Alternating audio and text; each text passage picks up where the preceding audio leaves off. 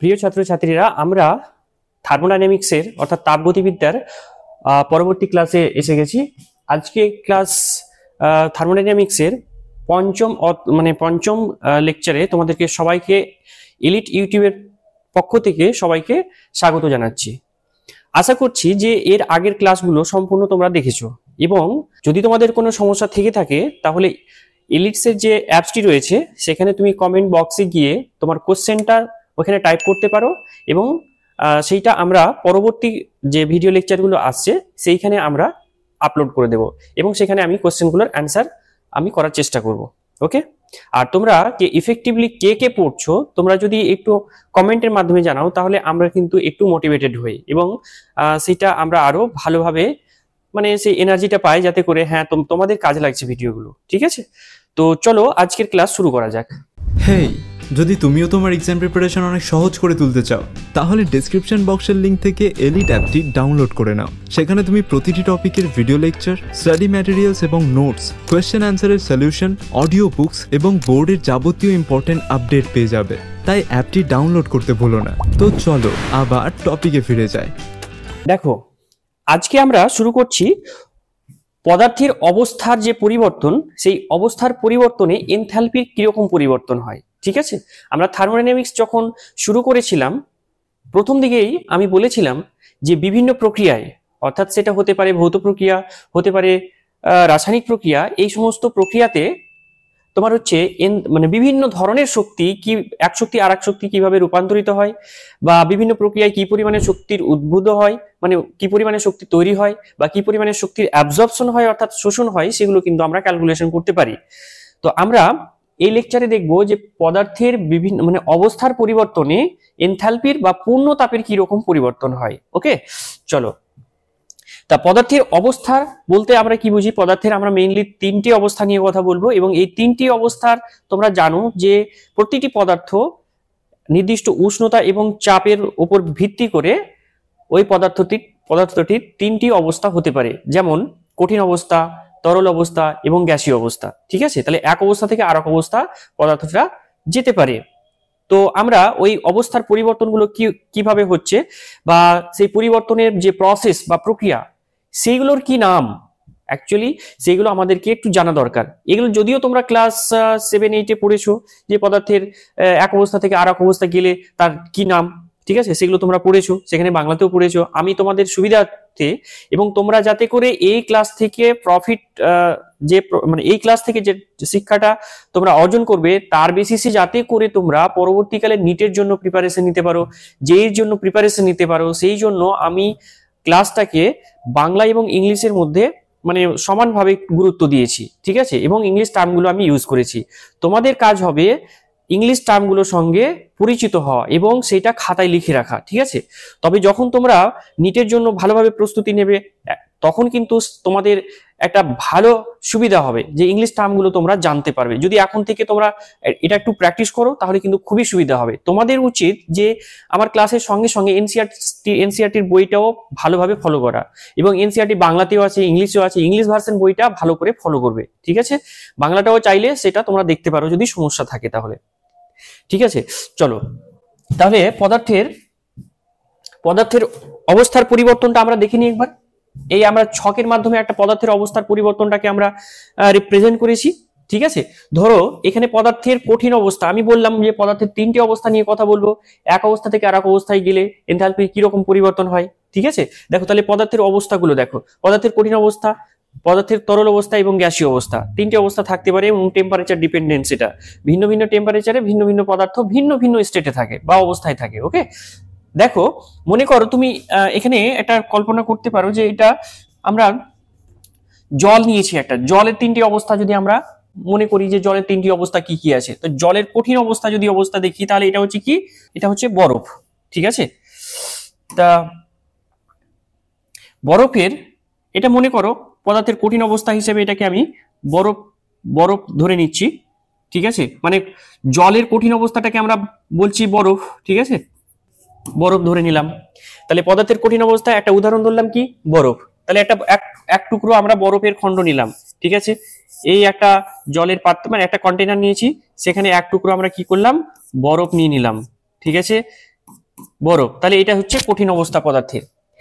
এইটাকে কখন থাকে আমরা জেনারেলি জানি যে পদার্থে মানে সাধারণ চাপ বলতে কি, চাপটা একটা ফ্যাক্টর এবং উষ্ণতাটা একটা ফ্যাক্টর, যে সেটা বরফ আকারে থাকবে নাকি তরল অবস্থায় থাকবে নাকি গ্যাসীয় অবস্থায় থাকবে। ওকে, তাহলে অ্যাকচুয়ালি বরফটা কখন কোন অবস্থায় থাকে, যদি জল 0 ডিগ্রি সেন্টিগ্রেড উষ্ণতা এবং 1 atm চাপে থাকে এবং তার উষ্ণতাটা যদি 0 ডিগ্রি সেন্টিগ্রেড বা তার নিচে থাকে তাহলে কিন্তু বরফ আকারে থাকে জলটা। ওকে, যদি প্রেসারটা 1 atm হয়, বায়ুমণ্ডলীয় চাপ কত 1 atm, এবং এই অবস্থায় যদি 0 ডিগ্রি সেন্টিগ্রেড উষ্ণতায় রাখি তাহলে জলটা কি হবে, বরফ অবস্থায় থাকবে। এবং তার নিচে যদি টেম্পারেচার নিয়ে যায় তাহলে ডেফিনেটলি অবশ্যই কি হবে, মানে তোমার হচ্ছে জলটা বরফ আকারে থাকবে। এবার যদি আমরা টেম্পারেচারটাকে বাড়ালে কি হবে, আমি কি করে টেম্পারেচার বাড়াবো, ঠিক আছে, কি করে টেম্পারেচার বাড়াবো, তাপ দিয়ে টেম্পারেচার বাড়াবো।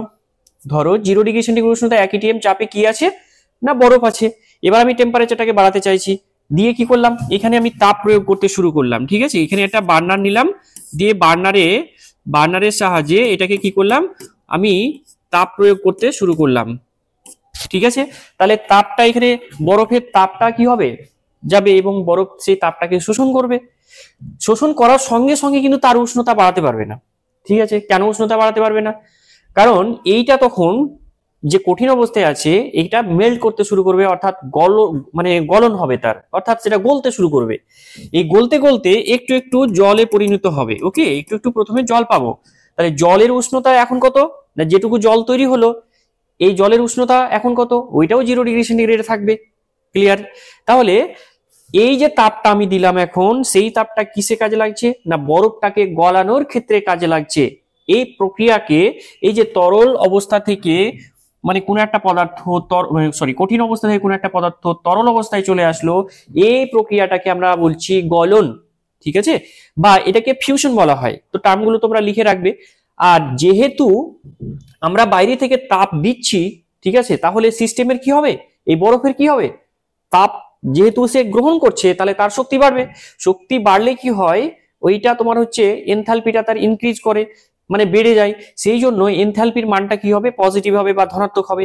তাহলে যে পদ্ধতিতে, মাথায় রাখবে, যে পদ্ধতিতে আমাকে তাপ দিতে হচ্ছে, অর্থাৎ যে পদ্ধতিতে সিস্টেমটা, এখানে মনে করো যে জলটা বা মানে বরফটা তাপ গ্রহণ করছে, যখন সিস্টেম তাপ গ্রহণ করে তখন তার শক্তি বাড়ে, তখন কিন্তু ΔH এর মান পজিটিভ হয়। এটাকে তাপগ্রাহী প্রক্রিয়াও একটা তুমি বলতে পারো। যেহেতু আমরা তাপ দিচ্ছি, সে তাপ গ্রহণ করছে এবং সে কি করছে, কঠিন অবস্থা থেকে তরল অবস্থায় কনভার্ট হচ্ছে। ঠিক আছে, তাহলে এই ক্ষেত্রে এই যে প্রসেস ক্ষেত্রে ΔH এর মান অর্থাৎ এনথালপির পরিবর্তন, ঠিক আছে, চেঞ্জ ইন এনথালপি, এটা কি হবে না ধনাত্মক হবে, পজিটিভ হবে। ঠিক আছে, আচ্ছা, এবার এই প্রক্রিয়াটা কতক্ষণ চলবে, কতক্ষণ আমাকে তাপ দিতে হবে। ঠিক আছে, এই প্রক্রিয়ায় তাপ কতক্ষণ দিতে হবে, এই প্রক্রিয়ায় আমাকে তাপ ততক্ষণই দিতে হবে যে যতক্ষণ পর্যন্ত না এই বরফটা পূর্ণরূপে গলে তরল জলে পরিণত হয়, ততক্ষণ কিন্তু আমাকে তাপ দিতে হচ্ছে। ওকে, ততক্ষণ আমাকে তাপ দিতে হচ্ছে। এবার এই বরফটা পূর্ণরূপে গলিত হওয়ার পর, গলে যাওয়ার পর যদি আরো আমি তাপ দিই তবে কিন্তু এর উষ্ণতা বাড়বে, মানে তরল জলের তখন উষ্ণতা বাড়তে থাকবে। 0 থেকে 1 ডিগ্রি হবে, 2 ডিগ্রি হবে, 3 ডিগ্রি হবে, এরকম করে বাড়তে থাকবে। তার আগে কিন্তু আর বাড়বে না। মানে যতক্ষণ এই গলন পদ্ধতিটা বা গলন প্রক্রিয়াটা চলবে ততক্ষণ পর্যন্ত কোনো রকমের তাপমাত্রা বাড়বে না তরল জলের। ঠিক আছে, ততক্ষণ পর্যন্ত 0 ডিগ্রি সেন্টিগ্রেড উষ্ণতায় থাকবে। অর্থাৎ এই জায়গাটা তুমি খেয়াল করো, এইখানে বরফেরও উষ্ণতা কত হবে, বরফেরও উষ্ণতা হবে 0 ডিগ্রি সেন্টিগ্রেড, এবং তরল জল যেটুকু তৈরি হচ্ছে তারও উষ্ণতা কিন্তু 0 ডিগ্রি সেন্টিগ্রেড হবে। এবার যত আমি তাপ দেবো তত বেশি বেশি গলবে, গলতে একটা সময় পরে পুরো তরলে পরিণত হয়ে যাবে, তখন এই তরল অবস্থায় চলে আসলো বলবো। ঠিক আছে, এইভাবে চলতে থাকবে। তো এই যে মানে তোমার হচ্ছে এই প্রক্রিয়াটার নাম কি বললাম, তাহলে এই প্রক্রিয়াটার নাম বললাম গলন। এবং একই রকম ভাবে তরলের উষ্ণতা, এখন যদি আমি এই যে ধরো 0 ডিগ্রি সেন্টিগ্রেড উষ্ণতায় তরল ছিল, 1 atm চাপ তো বাহ্যিক আছি, এবং এখান থেকে আরো তাপমাত্রা আমি বাড়াতে লাগলাম, এটাও মানে তোমার তাপমাত্রা বাড়াতে 100 ডিগ্রি সেন্টিগ্রেড উষ্ণতায় নিয়ে যাওয়া পর্যন্ত, কত 100 ডিগ্রি সেন্টিগ্রেড উষ্ণতা। এই অবস্থায় কিন্তু কি হবে, জলটা তরল অবস্থায় থাকবে। ঠিক আছে, জলটা তরল অবস্থায় থাকবে, তরল জল পাওয়া যাবে। তার মানে জলকে তরল অবস্থায় পাওয়া যায় 0 ডিগ্রি থেকে 100 ডিগ্রি সেন্টিগ্রেড এর মধ্যে। ক্লিয়ার? এবং অবশ্যই অবশ্যই এই অবস্থায় চাপটাকে কিন্তু বায়ুমণ্ডলীয় চাপ অর্থাৎ 1 atm চাপ বা 1 অ্যাটমসফেরিক প্রেসার কিন্তু থাকতে হবে চাপটাকে, বাহ্যিক চাপটাকে। যদি বাহ্যিক চাপ কমা বাড়া করি আমরা, তাহলে কিন্তু এই উষ্ণতা কিন্তু পরিবর্তন হয়ে যাবে, ঠিক আছে? তা এই নিয়ে আমি পরে কথা বলবো। তো 100 ডিগ্রি সেন্টিগ্রেড উষ্ণতায় কিন্তু তরল জলের কিন্তু হচ্ছে স্ফুটনাঙ্ক বলছি আমরা। স্ফুটনাঙ্ক কাকে বলে? স্ফুটনাঙ্ক কাকে বলে? না, এই যে বাষ্পীভবন হচ্ছে এই প্রক্রিয়াটাকে আমি আসছি, তার আগে স্ফুটনাঙ্ক ব্যাপারটা আমি বলে নিই। যে স্ফুটনাঙ্ক হচ্ছে যে একটা নির্দিষ্ট চাপ এবং উষ্ণতায় যখন কোনো একটা তরল যে নির্দিষ্ট উষ্ণতায় আলোড়ন সহকারে বাষ্পে পরিণত হতে শুরু করে এবং বাষ্পীভূত হয় আলোড়ন সহকারে, তখন সেই নির্দিষ্ট উষ্ণতাটাকে কি বলি আমরা? স্ফুটনাঙ্ক বলি, ঠিক আছে? তাহলে স্ফুটনাঙ্ক যখন আমরা বলবো তখন অবশ্যই অবশ্যই আমরা কোন উষ্ণতায় এই স্ফুটনটা হচ্ছে, অর্থাৎ কোন উষ্ণতায় আলোড়ন সহকারে কি হচ্ছে না তোমার হচ্ছে ফুটতে শুরু করছে আলোড়ন সহকারে, সেই উষ্ণতাটা হচ্ছে কি না স্ফুটনাঙ্ক। তাহলে পদার্থের তরল অবস্থায় তরল পদার্থটি যখন তার স্ফুটনাঙ্কে ফুটতে শুরু করে, তখন কি হয়? তরল অবস্থা থেকে গ্যাসীয় অবস্থায় বা তোমার হচ্ছে জলের ক্ষেত্রে জলীয় বাষ্প অবস্থায় সে মানে যেতে শুরু করে, ঠিক আছে? পরিবর্তন হতে শুরু করে। তাহলে তরল অবস্থা থেকে এইটা কিন্তু অ্যাকচুয়ালি কখন হয় না স্ফুটনাঙ্কে জলের ক্ষেত্রে 100 ডিগ্রি সেন্টিগ্রেড উষ্ণতায় কি হয় না তরল অবস্থা থেকে গ্যাসীয় অবস্থায় স্থানান্তরিত হয় বা মানে অবস্থার পরিবর্তন হতে শুরু করে বা অবস্থার পরিবর্তন হয়, ঠিক আছে? এই ক্ষেত্রেও কি হচ্ছে? আমাকে বাইরে থেকে তাপ দিতে হচ্ছে। এই প্রক্রিয়া যতক্ষণ চলবে, অর্থাৎ বাষ্পায়ন বা স্ফুটন যতক্ষণ চলবে, ততক্ষণ কিন্তু আমাকে তাপ দিতে হবে। এই তাপটার কথা বলা হচ্ছে, এই তাপটা দিচ্ছি, তার জন্যই কিন্তু অবস্থার পরিবর্তনটা হচ্ছে। এই প্রক্রিয়াটাকে কি বলছি? বাষ্পীভবন প্রক্রিয়া বলছি বা ভেপারাইজেশন বলছি এটাকে, ঠিক আছে? বাষ্পীভবন বা ভেপারাইজেশন, এখানে ভি হবে, ঠিক আছে? ভেপারাইজেশন বা বাষ্পীভবন এই প্রক্রিয়া। তো এই পদ্ধতিটা তোমরা ঠিক বুঝতে পেরেছো আশা করছি। তো ছকটাকে ভালো করে লিখবে তোমরা, তারপরে আমরা এক একটার জন্য আমরা আসবো এবং তার ডেফিনেশন গুলো আমরা পড়বো।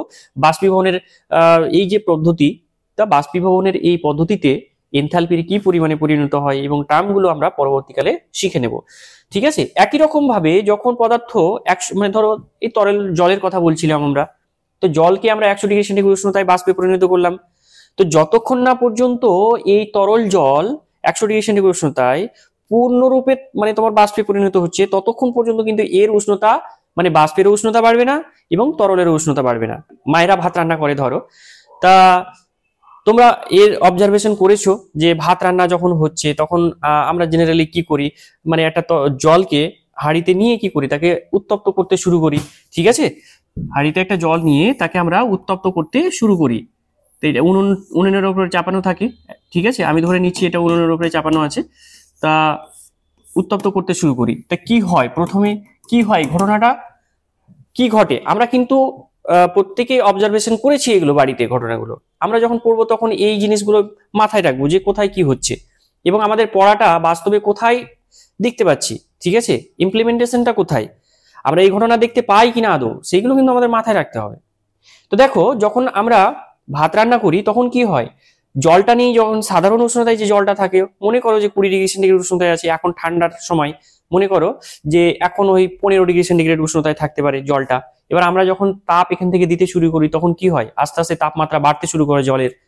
তা বাড়তে বাড়তে বাড়তে যখন তোমার হচ্ছে কি 100 ডিগ্রি সেন্টিগ্রেড উষ্ণতা হবে, তখন কি হবে না আলোড়ন সহকারে জলটা ফুটতে শুরু করবে। অর্থাৎ এই যে আলোড়ন সহকারে ফুটতে শুরু করলো 100 ডিগ্রি সেন্টিগ্রেড উষ্ণতায়, বাহ্যিক চাপ 1 atm, অর্থাৎ আমি বলবো যে জলের স্ফুটনাঙ্ক হচ্ছে 100 ডিগ্রি সেন্টিগ্রেড। ওকে, এখন এবার এই ওপরে যদি বাষ্পটাকে এইটাকে আমি ব্লক করে দিই, ঠিক আছে, কন্টেইনার দিয়ে একটা ঢাকনা দিয়ে যদি আমি এটাকে মানে বন্ধ করে দিই, তখন কি হবে, এইখানে কিন্তু বাষ্প জমা হতে শুরু করবে। ধরো নিচেরটা জল, এটা জল, আর এইখানে কিন্তু বাষ্পগুলো জমা হতে শুরু করবে, ঠিক আছে? তো এই মানে বাষ্পটা কি হয় না, বাষ্পের উষ্ণতা আর এবং জলের উষ্ণতা পুরোটাই কিন্তু কি হবে 100 ডিগ্রিতেই থাকবে। আমি যতই হিট দিই না কেন মানে নিচ থেকে, কিন্তু তার উষ্ণতা বাড়বে না। কি হবে এই সময় কি হবে, যে গৃহীত তাপটা অর্থাৎ যে তাপটা গ্রহণ করছে এই হাঁড়িটা, ঠিক আছে, এর মধ্যে তখন কি হচ্ছে, জলটা প্রথম মানে জলটা কি হচ্ছে তার অবস্থার পরিবর্তনের জন্য, অর্থাৎ তরল জল থেকে বাষ্পীয় অবস্থায় যাওয়ার জন্য তাপটা গ্রহণ করছে, ঠিক আছে? তো এই তাপটা ওইভাবে তোমার হচ্ছে কাজে লাগছে এবং এটা বাষ্পে পরিণত হতে শুরু করবে। তো বাষ্প আস্তে আস্তে বাষ্পের পরিমাণ আস্তে আস্তে বাড়বে, এবার বাষ্পের তাপমাত্রা কিন্তু বাড়বে না, জলেরও তাপমাত্রা বাড়বে না, তাপমাত্রাটা 100ই থাকবে, কিন্তু তোমার হচ্ছে তরল জলের পরিমাণ কমতে থাকবে, বাষ্পের পরিমাণ বাড়তে থাকবে, এইভাবে চলতে থাকবে। চলতে চলতে যখন পুরোটা বাষ্পে পরিণত হয়ে যাবে, তখন আবার আরো যদি আমরা এখান থেকে নিচ থেকে উনুনের উপরে চাপিয়ে রাখি, তখন কিন্তু উষ্ণতাটা 100 থেকে বাড়বে। বোঝা গেল? তাহলে এই ঘটনাটা হচ্ছে প্রতিটি পদার্থের ক্ষেত্রে। আমি তো শুধুমাত্র একটা জলের জন্য উদাহরণ দিলাম তোমাদের, অবস্থার পরিবর্তনটা বোঝালাম একটা জলের জন্য, একটা জলকে উদাহরণ হিসেবে ধরে। কিন্তু মানে যত রকম পদার্থ আছে, প্রত্যেকটা পদার্থের এই 3টে কমন স্টেট বা অবস্থা কিন্তু দেখা যায়, একটা কঠিন অবস্থা, তরল অবস্থা এবং গ্যাসীয় অবস্থা। আরো দুটো অবস্থা আছে, সেটা নিয়ে আমি কথা বলছি না এখন, ঠিক আছে? আমাদের সিলেবাসের বাইরে এই 3টে নিয়ে আমরা কথা বলবো। তাহলে আমরা এই যে অবস্থার যখন পরিবর্তন হচ্ছে, তখন কিন্তু পদার্থের উষ্ণতার পরিবর্তন হয় না। এই অবস্থায় যে পরিমাণ তাপ গ্রহণ করে, ঠিক আছে, তার জন্য তার এনথালপি বৃদ্ধি হয়। তো যখন আমরা এই দিক থেকে ডান দিকে যাব, অর্থাৎ কঠিন থেকে তরল, তখনও তোমার হচ্ছে এই যে তোমার ডেল এইচ এর মান, অর্থাৎ এনথালপির পরিমাণ ধনাত্মক হবে, মানে এনথালপির পরিবর্তনের মানটা ধনাত্মক হবে। এবং তরল অবস্থা থেকে যদি গ্যাসীয় অবস্থায় যাই স্ফুটনাঙ্কের, তবুও কিন্তু কি হবে না, ডেল এইচ এর পরিমাণ অর্থাৎ এনথালপির পরিমাণটা কিন্তু ধনাত্মক হবে। ঠিক আছে? উল্টো প্রসেসগুলো আমরা আরেকবার দেখে নিই। উল্টো প্রসেস হচ্ছে গ্যাসীয় অবস্থা থেকে যদি তরল অবস্থায় আসে, ঠিক আছে, 100 ডিগ্রি সেন্টিগ্রেড উষ্ণতায় জলের ক্ষেত্রে তাই হবে। তোমার হচ্ছে গ্যাসীয় অবস্থা থেকে মানে জলীয় বাষ্পগুলো যদি তরল জলে পরিণত হতে হয়, তাহলে 100 ডিগ্রি সেন্টিগ্রেড উষ্ণতায় এই ফেজ ট্রানজিশনটা হবে, অর্থাৎ অবস্থার পরিবর্তনটা হবে। তখন যে পদ্ধতিতে হয় সেই পদ্ধতিটাকে বলি আমরা কনডেনসেশন বা ঘনীভবন। এই পদ্ধতিটাকে কি বলা হয়? ঘনীভবন বা কনডেনসেশন বলা হয়। আচ্ছা, এবং যখন তরল অবস্থা থেকে কঠিন অবস্থায় আসে, তাহলে এই পদ্ধতিটাকে বলি আমরা সলিডিফিকেশন বা কঠিনীভবন। ঠিক আছে? তাহলে কঠিনীভবন কি, ঘনীভবন কি, এইগুলো তোমরা বুঝতে পারলে যে যখন পদার্থের গ্যাসীয় অবস্থা থেকে তরল অবস্থায় আসে, তখন আমরা তাকে কি বলি? ঘনীভবন বা কনডেনসেশন। এবং যখন লিকুইড অবস্থা মানে তরল অবস্থা থেকে যখন পদার্থের কঠিন অবস্থায় আসে, তখন তাকে আমরা বলি সলিডিফিকেশন। ওকে? তো এই যে জায়গাগুলো, তখন আমরা কি দেখলাম যে পদার্থের অবস্থার পরিবর্তন হচ্ছে যখন গ্যাসীয় অবস্থা থেকে তরল অবস্থায় আসছে, তখন কিন্তু কিছু পরিমাণে তাপ তাকে রিলিজ করতে হবে, অর্থাৎ তাপ ছাড়তে হবে। ঠিক আছে? না হলে কিন্তু এই ফেজ ট্রানজিশন হবে না, অর্থাৎ অবস্থার পরিবর্তন হবে না। পরিষ্কার? কারণটা কি? কারণ হচ্ছে গ্যাসীয় অবস্থায় না মলিকিউলগুলো প্রচুর স্পিডে চলাচল করে, গ্যাসীয় মলিকিউলগুলো অনেক মানে স্পিডে বেশি বেশি গতিতে চলাচল করে। কিন্তু যখন তরল অবস্থায় আসবে, তখন তার গতি তো মন্থর হয়ে গেল। তরল জল অত গতিতে চলে না, স্পিডে চলে না তার মলিকিউলগুলো, কিন্তু বাষ্পীয় অবস্থায় অনেক তুলনামূলক এর তুলনায় গ্যাসীয় অবস্থায় অনেক বেশি মানে তোমার হচ্ছে স্পিডে বা গতিবেগে চলাচল করে গ্যাসের মলিকিউলগুলো। তাহলে যখন এই অবস্থা থেকে এই অবস্থায় আসছে, তখন তাদের গতি কমে যাচ্ছে। তাহলে সেই শক্তিটা কি হচ্ছে না, তাপ আকারে বের হচ্ছে। তখনই আমরা এনথালপির পরিবর্তন বুঝতে পারছি। তার মানে এখানে এনথালপি বেশি, এখানে এনথালপি কম। তাহলে পরিবর্তন কত হবে? আমরা যদি কম থেকে বেশি বাদ দিই, ঠিক আছে, পরিবর্তন যখন ক্যালকুলেশন করব কিছুর মানে কোনো একটা মানে রাশির, তখন আমরা কি করব? ফাইনাল মাইনাস ইনিশিয়াল, অর্থাৎ মানে অন্তিম অবস্থা থেকে প্রাথমিক অবস্থায় যে মানে মানগুলো থাকবে সেটাকে বাদ দেব। এইখানে মনে করো এখানে H2 আর এখানে হচ্ছে H1 এনথালপির পরিমাণ বলছি। পদার্থের গ্যাসীয় অবস্থায় H1 এনথালপি, আর এখানে মনে করো পদার্থের তরল অবস্থায় H2 এনথালপি। তাহলে এনথালপির পরিবর্তনটা অবশ্যই আমরা কি লিখতে পারবো? H2 H1 এরকম করে লিখতে পারবো। ঠিক আছে? তা দেখো যে এখানে এনথালপি বেশি ছিল, H1 এর মান বেশি, এখানে এনথালপি কম। কারণ কি? সেখানে গতি কমে গেছে, তাপ কিছুটা বেরিয়ে গেছে, এনথালপি কমে গেছে। সুতরাং এখানে দেখো H2 এর মান কম। তাহলে কম থেকে বেশি যদি বাদ দিই, তাহলে কি হবে? মানে মাইনাস করি, তাহলে কি হবে? একটা নেগেটিভ টার্ম পাবো। সেই কারণে এই যে কন্ডেনসেশন প্রসেস, তার জন্য ডেল এইচ এর মানটা কি হয়? নেগেটিভ হয়। একই রকম ভাবে তরল অবস্থা থেকে কঠিন অবস্থায় আসলেও পদার্থের স্পিড আরো কমে যায়, গতিবেগ আরো কমে যায়, এবং সেই কারণে কি হয়? ডেল এইচ এর মান এই ক্ষেত্রেও কি হয়? নেগেটিভ হয়। ক্লিয়ার? আশা করি বুঝতে পেরেছো। পদার্থের আরো একটা মানে অবস্থার পরিবর্তন আমরা দেখব, সেটা হচ্ছে কি কঠিন পদার্থ থেকে একেবারে ডাইরেক্ট গ্যাস। এই ঘটনাটাও ঘটে যে মাঝখানে লিকুইড অবস্থাটা এলো না। ঠিক আছে? তো মাঝখানে যদি লিকুইড অবস্থাটা না আসে, কঠিন থেকে ডিরেক্ট গ্যাসে চলে গেল। ঠিক আছে? তো এই পদ্ধতিটাকে আমরা বলবো সাবলিমেশন বা ঊর্ধ্বপাতন প্রক্রিয়া। কি বললাম? সাবলিমেশন বা ঊর্ধ্বপাতন। ঠিক আছে? টার্মগুলো খুব ভালোভাবে মনে রাখবে তোমরা। তা যেহেতু কঠিন থেকে এই যে সলিড থেকে কোথায় যাচ্ছে? গ্যাসে চলে যাচ্ছে। ঠিক আছে? গ্যাসে চলে যাচ্ছে। তাহলে কি হচ্ছে? একবারে মানে পদার্থের অনেকটাই কি হচ্ছে? মানে তাপটাকে আমাকে দিতে হবে এবং বাড়াতে হবে, এবং তার গতিশক্তি, এখানে গতিশক্তি প্রায় মানে নেই বললেই চলে। এখানে কঠিনের মধ্যে, কঠিন পদার্থের যে কণাগুলো তারা কিন্তু খুব তারা মেনলি কম্পন হতে পারে তাদের, ঠিক আছে, কিন্তু অবস্থা যে পরিবর্তন করে এক জায়গা থেকে এক জায়গায় চলে যায় কণাগুলো, তা কিন্তু যায় না। কিন্তু গ্যাসীয় অবস্থায় তারা অবাধে ফ্রিলি মুভ করতে পারে এবং তাদের একটা গতিশক্তি আছে ভালো মতো। তাহলে এই যে এটা থেকে এখানে নিয়ে যেতে গেলে আমাকে বাইরে থেকে প্রচুর পরিমাণে তাপ দিতে হবে, অর্থাৎ সিস্টেম তাপ গ্রহণ করবে এবং তার এনথালপি বাড়বে। তাহলে স্বভাবতই কঠিন অবস্থা থেকে এনথালপি, গ্যাসীয় অবস্থার এনথালপি অনেক বেশি, গ্যাসীয় অবস্থার এনথালপি বেশি, কঠিন অবস্থার এনথালপি কম। তাহলে যখন পরিবর্তন ক্যালকুলেশন করব তখন পজিটিভ আসবে, কারণ বেশি থেকে কম বাদ দিতে হবে আমাকে। তাহলে ঊর্ধ্বপাতন বা সাবলিমেশনের জন্য এটা del H S UB sublimation বলতে পারি আমরা, ডেল এইচ সাবলিমেশন অর্থাৎ ঊর্ধ্বপাতনের জন্য এনথালপির পরিবর্তন বলতে পারি। তাহলে এটা কিন্তু ধনাত্মক হবে। আর বিপরীত প্রক্রিয়াটাকে আমরা বলি অবক্ষেপণ, ওকে, ডিপোজিশন বা অবক্ষেপণ বলি। তাহলে এই অবক্ষেপণের জন্য কি হবে, ডেল এইচ এর মানটা অবশ্যই তাহলে নেগেটিভ হবে উল্টো প্রসেসের জন্য, ঠিক আছে, বুঝতে পারলে? তাহলে সাবলিমেশনের যে বিপরীত প্রক্রিয়া সেটা হচ্ছে কি অবক্ষেপণ বা তোমার হচ্ছে ডিপোজিশন, এটা আমাদেরকে মাথায় রাখতে হবে।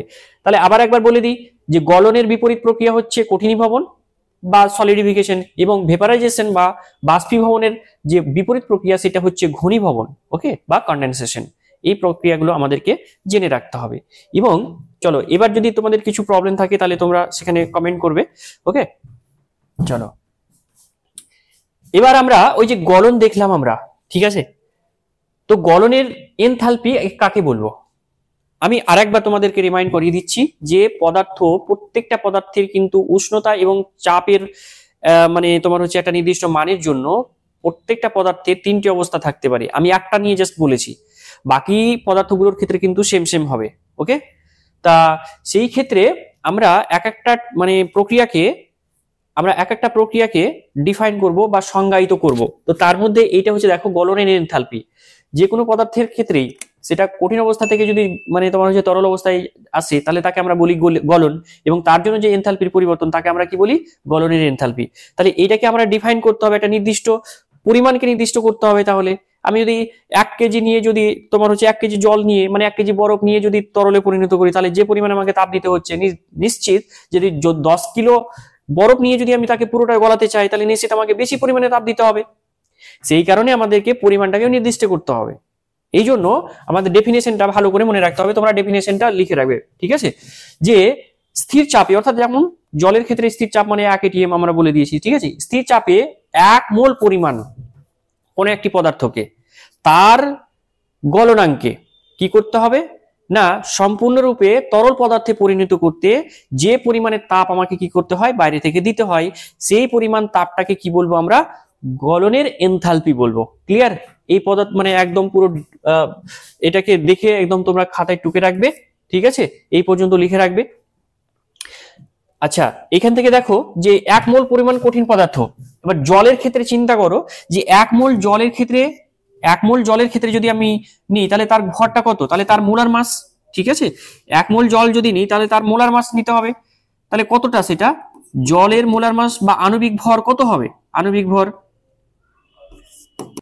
তোমরা জানো এটা আণবিক ভর জলের ক্ষেত্রে কত হয় না 18 গ্রাম হয়, ঠিক আছে। এটা যদি না বুঝতে পারো তাহলে তোমরা ক্লাস 11 এর প্রথম যে চ্যাপ্টারটা রয়েছে সেখান থেকে তোমরা একটু আণবিক ভরটা আবার একবার দেখে নিতে পারো। তাহলে 18 গ্রাম প্রতি মোল, এটা হচ্ছে জলের আণবিক ভর, অর্থাৎ 1 মোল পরিমাণ মানে হচ্ছে আমাকে 18 গ্রাম নিতে হবে। তাই একটা কন্টেনারে কি করলাম, একটা কন্টেনারে আমি 18 গ্রাম বরফকে মেপে নিয়ে নিলাম, ওকে, একটা বরফ যেটা 18 গ্রাম আমি মেপে নিয়ে নিলাম, ঠিক আছে। তাহলে কি করতে হবে এবার, তার গলনাঙ্কে, যেমন বরফের গলনাঙ্ক বা জলের গলনাঙ্ক হচ্ছে 0 ডিগ্রি সেন্টিগ্রেড উষ্ণতা, তাহলে 0 ডিগ্রি সেন্টিগ্রেড উষ্ণতায় নিতে হবে, ঠিক আছে। এবার কি করতে হবে, বাইরে থেকে যে পরিমাণ তাপ মানে সম্পূর্ণরূপে ওই 18 গ্রাম কঠিন বরফকে সম্পূর্ণরূপে তরল জলে পরিণত করতে, এবং সেই তরল জলের উষ্ণতা কত থাকবে না 0 ডিগ্রি থাকবে, তাপমাত্রা বাড়বে না, শুধুমাত্র অবস্থার পরিবর্তনটা হবে। তাহলে কি করলাম, জাস্ট এইটা ছিল বরফ, বরফ থেকে আমার কি হলো না এটা শুধুমাত্র তরল জলে পরিণত হলো, এও কিন্তু 18 গ্রামই থাকবে, আর তোমার হচ্ছে কি 0 ডিগ্রি সেন্টিগ্রেড উষ্ণতায় থাকবে, 1 ATM চাপে থাকবে। এটাও কিন্তু একই রকম 0 ডিগ্রি সেন্টিগ্রেড উষ্ণতায় বরফ থাকবে, 1 ATM চাপে থাকবে। এই অবস্থা থেকে এই অবস্থায় নিয়ে আসতে গেলে আমাকে কি করতে হচ্ছে, কিছু পরিমাণে তাপ দিতে হচ্ছে। যে পরিমাণে তাপ দিতে হবে সেটাই হচ্ছে কি ওই পদার্থের গলনের এনথালপি। ক্লিয়ার? তাহলে যে পরিমাণে আমাকে তাপ দিতে হচ্ছে, তাহলে গলনের এনথালপি এভাবে আমরা কিন্তু ক্যালকুলেশন করতে পারি। ওকে, চলো এটাকে বলা হচ্ছে কি হিট অফ ফিউশন বলতে পারি আমরা। তাই এইটা পুরোটা টার্মটা আমাদের কিন্তু মাথায় রাখা দরকার। তোমরা বলো এবার, নিশ্চিত তোমরা বলতে পারবে যে হিট অফ ফিউশন অর্থাৎ গলনের যে এনথালপি এটা পরিমাণ ধনাত্মক হবে না ঋণাত্মক হবে।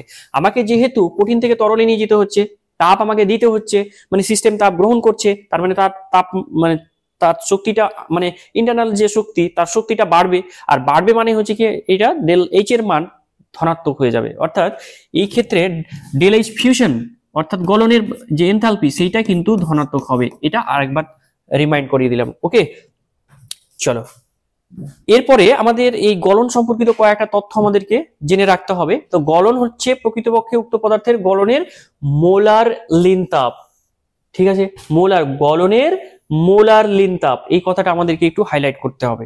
কারণ কি দেখো, লিন তাপ তোমরা পড়েছিলে। লিন তাপ মানে কি, যে তাপটা দিলে পদার্থের উষ্ণতা পরিবর্তন হয় না, যে তাপটা দিলে শুধুমাত্র পদার্থের কি পরিবর্তন হয় না স্টেট বা অবস্থার পরিবর্তন হয়।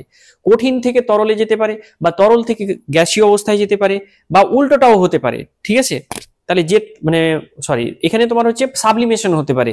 তাহলে তাপ দিলে অবস্থার পরিবর্তন হচ্ছে, তাহলে এইগুলোকে কি বলা হচ্ছে, মানে লিন তাপ বলা হচ্ছে। তাই যেহেতু 1 মোল পরিমাণ পদার্থের আমরা মানে তোমার সলিড স্টেট থেকে লিকুইড স্টেটে অর্থাৎ কঠিন অবস্থা থেকে তরল অবস্থায় নিয়ে যাচ্ছি, তাই এটা মোলার বলা হবে।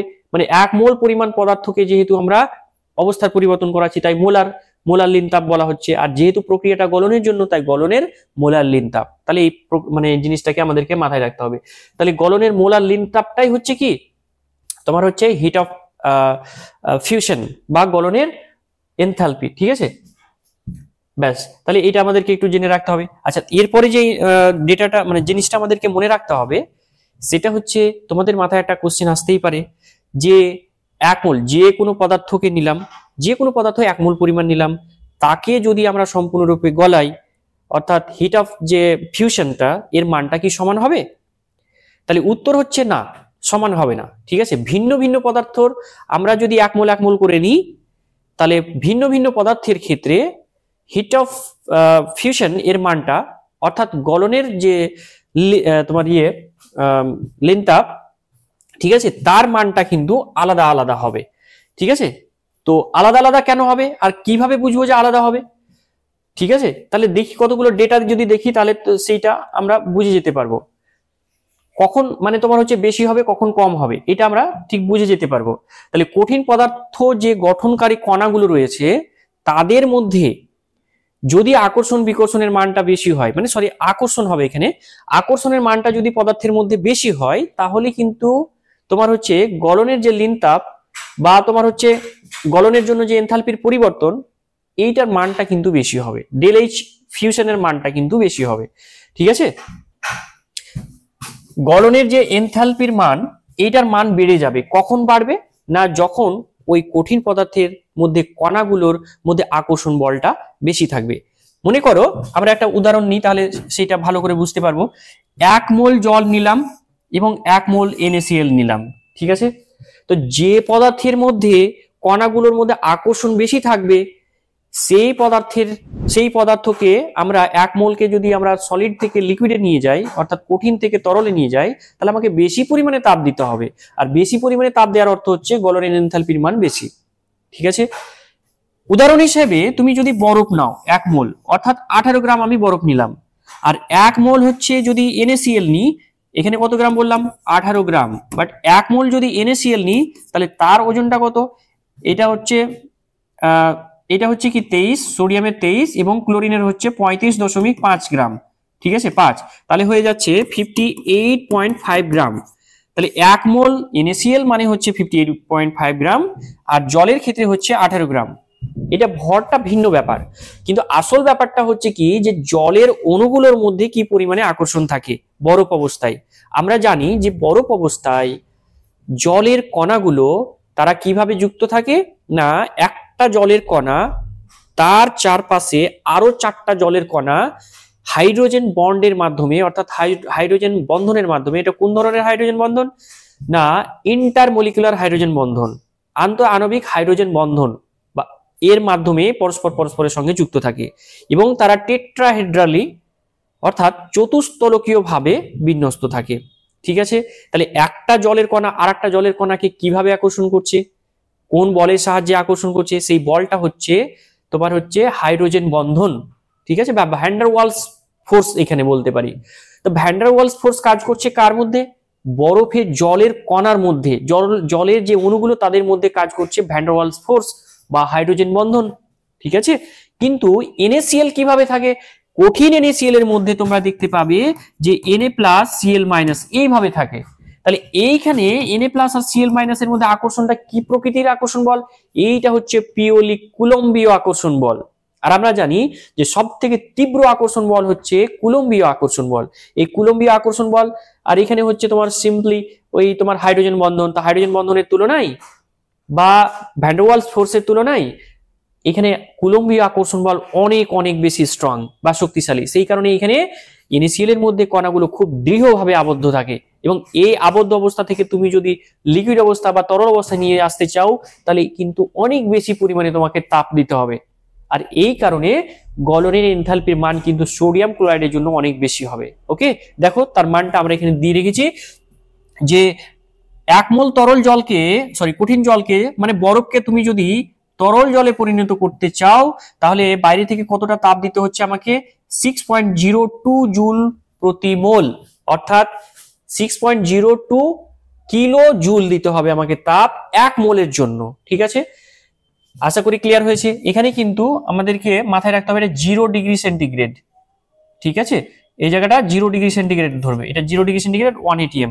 এখানে বরফের অবস্থায় কিভাবে থাকছে না, 0 ডিগ্রি সেন্টিগ্রেড এখানে থাকবে এবং 1 ATM চাপ, এটাও 1 ATM চাপ 0 ডিগ্রি সেন্টিগ্রেড, এখানেও 0 ডিগ্রি সেন্টিগ্রেড 1 ATM চাপ। কিছু পরিবর্তন হবে না, শুধু স্টেট পরিবর্তন হবে বা অবস্থার পরিবর্তন হবে। তাহলে এই অবস্থার পরিবর্তন করতে আমাকে বাইরে থেকে তাপ কতটা দিতে হচ্ছে না, সেটা হচ্ছে 6.02 কিলো জুল। অর্থাৎ যদি জুলে পরিণত করি তাহলে কত হবে বলো, এখন এইটা হবে 6020 জুল। ঠিক আছে, এটা 1000 দিয়ে গুণ করলে যা হয় আর কি, তাই জাস্ট এটা দেখালাম, এটা পার মোল এতটা আমাকে তাপ দিতে হচ্ছে। ক্লিয়ার? আচ্ছা, কিন্তু যদি আমরা সোডিয়াম ক্লোরাইডকে একই জিনিস করতে চাই, 1 মোল পরিমাণ সোডিয়াম ক্লোরাইড নিলাম অর্থাৎ 58.5 গ্রাম নিলাম, সেইটাকে আমরা কি করলাম, কঠিন অবস্থা থেকে তার গলনাঙ্কে কি করব, একদম তার লিকুইড অবস্থায় নিয়ে যাব। তাহলে আমাকে যে পরিমাণে তাপটা দিতে হচ্ছে সেটা হচ্ছে 28.2, কোথায় 6.02 আর কোথায় হচ্ছে 28.8, সরি। ঠিক আছে, তাহলে এত কিলো জুল প্রতি মোল, অর্থাৎ 1 মোল নিয়ে যদি আমরা এই ফিশনটা করাই অর্থাৎ গলনটা যদি সম্পন্ন করি তাহলে আমাকে কত তাপ দিতে হচ্ছে, 28.8 কিলো জুল আমাকে তাপ সাপ্লাই করতে হচ্ছে বা শক্তি সাপ্লাই করতে হচ্ছে। ঠিক আছে, তাহলে আমরা দেখতে পেলাম যে যেখানে যে পদার্থ, কঠিন পদার্থের মধ্যে অণু বা পরমাণু অ্যাকচুয়ালি কনস্টিটিউয়েন্ট কণা অর্থাৎ গঠনকারী যে কণাগুলো আছে তাদের মধ্যে যদি আকর্ষণ বেশি হয় সলিডে, তাহলে তার গলনের যে এনথালপি এইটার মান কিন্তু অনেকটা বেড়ে যাবে। এই ডেটা সেটাই দেখাচ্ছে। ঠিক আছে, চলো এবার আমরা চলে আসছি কঠিনীভবন। ঠিক আছে, কঠিনীভবন এনথালপি।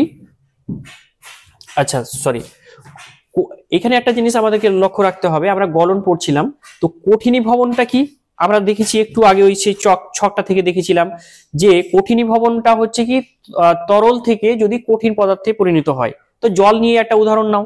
ঠিক আছে, 1 মোল আমরা বরফ নিয়েছি, সেইখান থেকে 1 মোল তরল জলে আমরা পরিণত করতে পারি। তাহলে তার জন্য কত হচ্ছে না, তার জন্য হচ্ছে কত পরিমাণে তাপ লাগছে, যখন আমরা বরফটাকে গলাচ্ছি তখন তাপটা কত লাগছে না 6.02 কিলো জুল তাপ লেগেছিল। ঠিক আছে, তাহলে তার বিপরীত প্রক্রিয়াটা কি, মানে গলনের বিপরীত প্রক্রিয়াটা হচ্ছে আমরা কঠিনীভবন বলেছিলাম। তো এই কঠিনীভবনের জন্য কতটা পরিমাণ তাপ এখানে নির্গত হবে, তাহলে এতটা তাপ যদি আমি দিই বরফে, 1 মোল বরফ মানে হচ্ছে 18 গ্রাম, 18 গ্রাম বরফে যদি এত পরিমাণে আমি তাপ দিই তাহলে পুরোটা কোথায় চলে আসবে, তরল জলে পরিণত হয়ে যাবে। এখানে কিন্তু টেম্পারেচার প্রেসারটা কিন্তু একই থাকবে, ঠিক আছে, দুই জায়গায় একই আছে, সেটা তোমরা লক্ষ্য করতে পারছো, ঠিক আছে। কিন্তু এবার তরল জল থেকে যদি আমি আবার সেই পূর্বর অবস্থায় ফিরে আসতে চাই, তাহলে যদি কন্ডেনসেশন হয় বা কঠিনীভবন হয় এখানে, ঠিক আছে, কঠিনীভবন যদি করি আমরা, তাহলে কি হবে না এখান থেকে আবার এখানে আসবে, তখন কিন্তু তাপ ছাড়বে।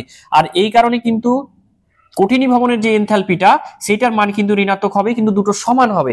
এই কারণে কঠিনীভবনের এনথালপি আর মানে তোমার হচ্ছে গলনের এনথালপি, এই দুটো কিন্তু সমান, কিন্তু একটা হচ্ছে পজিটিভ আর একটা হচ্ছে নেগেটিভ।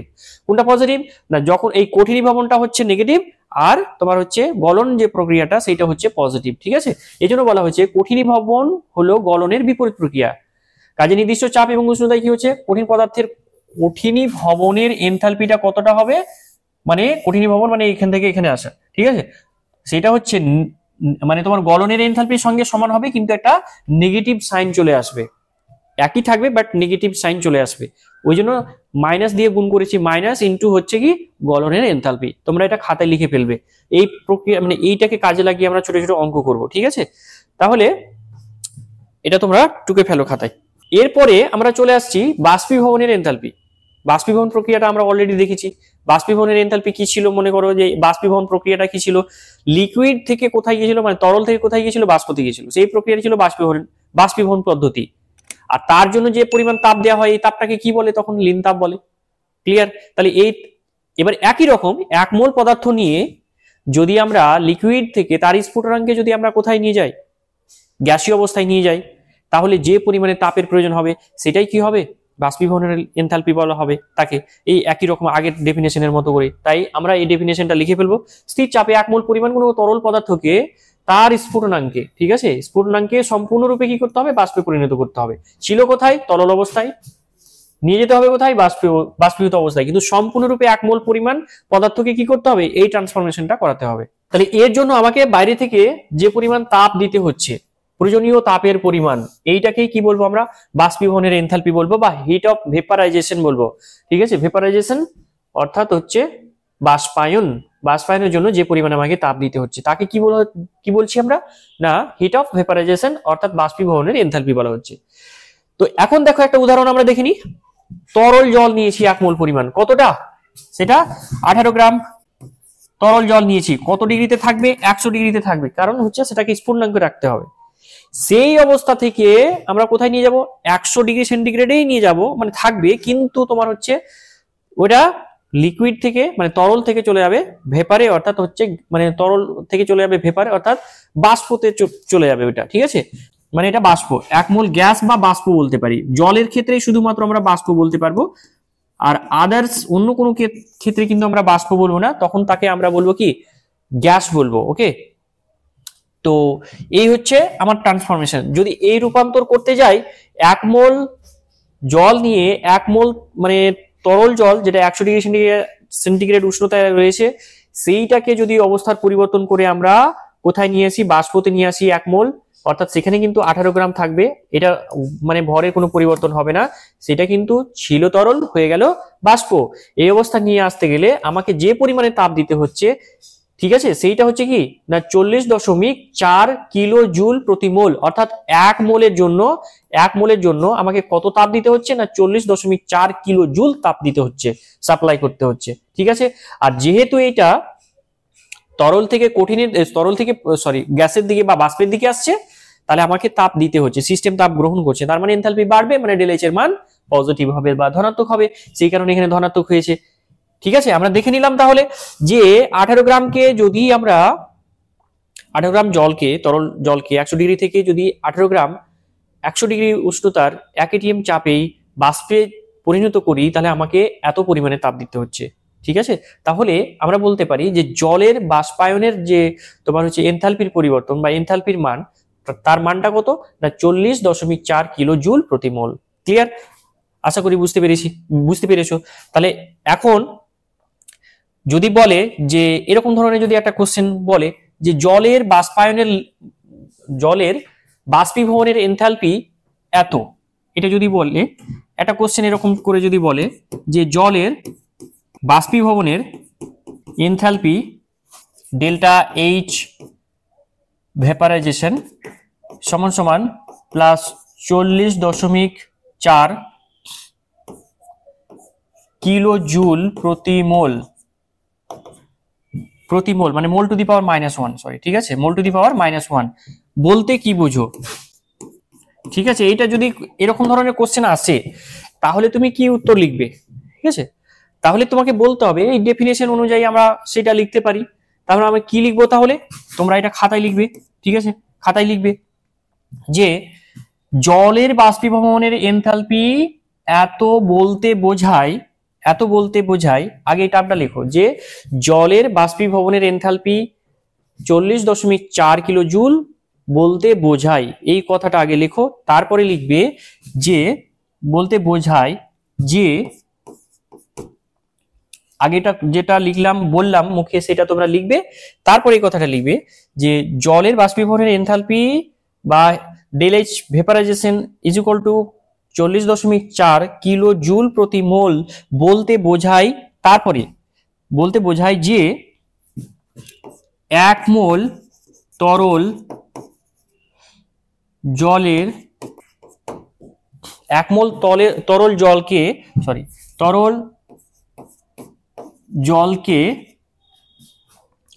মোল তরল জলকে তার স্ফুটনাঙ্কে, অর্থাৎ এখানে আমরা ফার্স্ট ব্র্যাকেটে লিখে রাখবো 100 ডিগ্রি সেন্টিগ্রেড।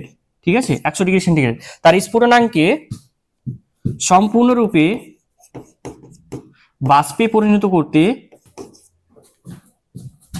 40.4 কিলো জুল তাপের প্রয়োজন।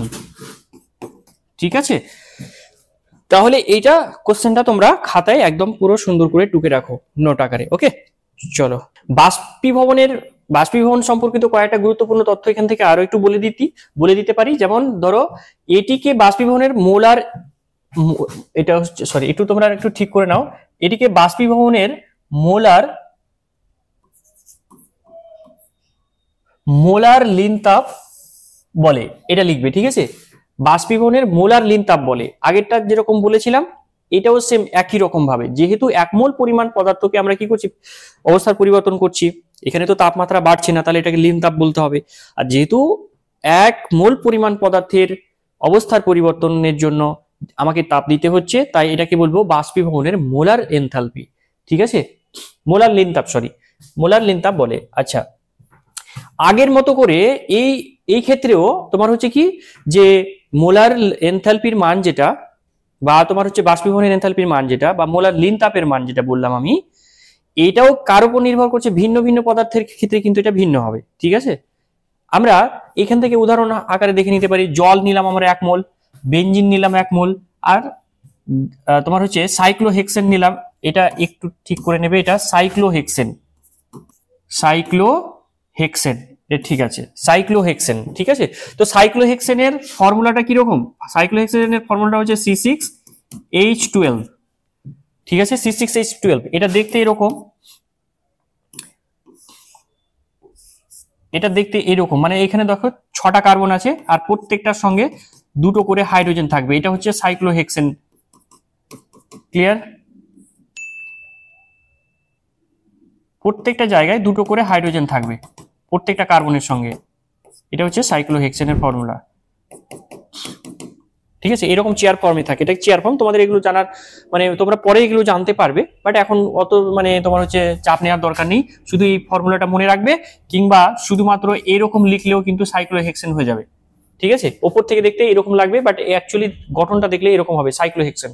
তাহলে সাইক্লোহেক্সেনের আর এর মধ্যে বেনজিনের মধ্যে পার্থক্য কি? বেনজিন গঠন কিরকম? বেনজিনের গঠন হচ্ছে এটা। ঠিক আছে, এর ফর্মুলা কিরকম? C6H6, অর্থাৎ এখানে যে 6টা কার্বন আছে, 6টা কার্বনে একটা একটা করে হাইড্রোজেন আছে, এখানে 3টে ডবল বন্ড আছে, এখানে কিন্তু কোনো ডবল বন্ড নেই। সাইক্লোহেক্সেন এবং বেনজিন একই রকম মানে দেখতে একই রকম নয়, কিন্তু ফর্মুলাটা মনে হবে দেখে একই রকম। উপর থেকে দেখলে মনে হবে যে এটাও মানে ষড়ভুজাকার, ওইটাও ষড়ভুজাকার, এরকম দেখতে মনে হবে, বাট সেটা কিন্তু অ্যাকচুয়ালি এরকম দেখতে।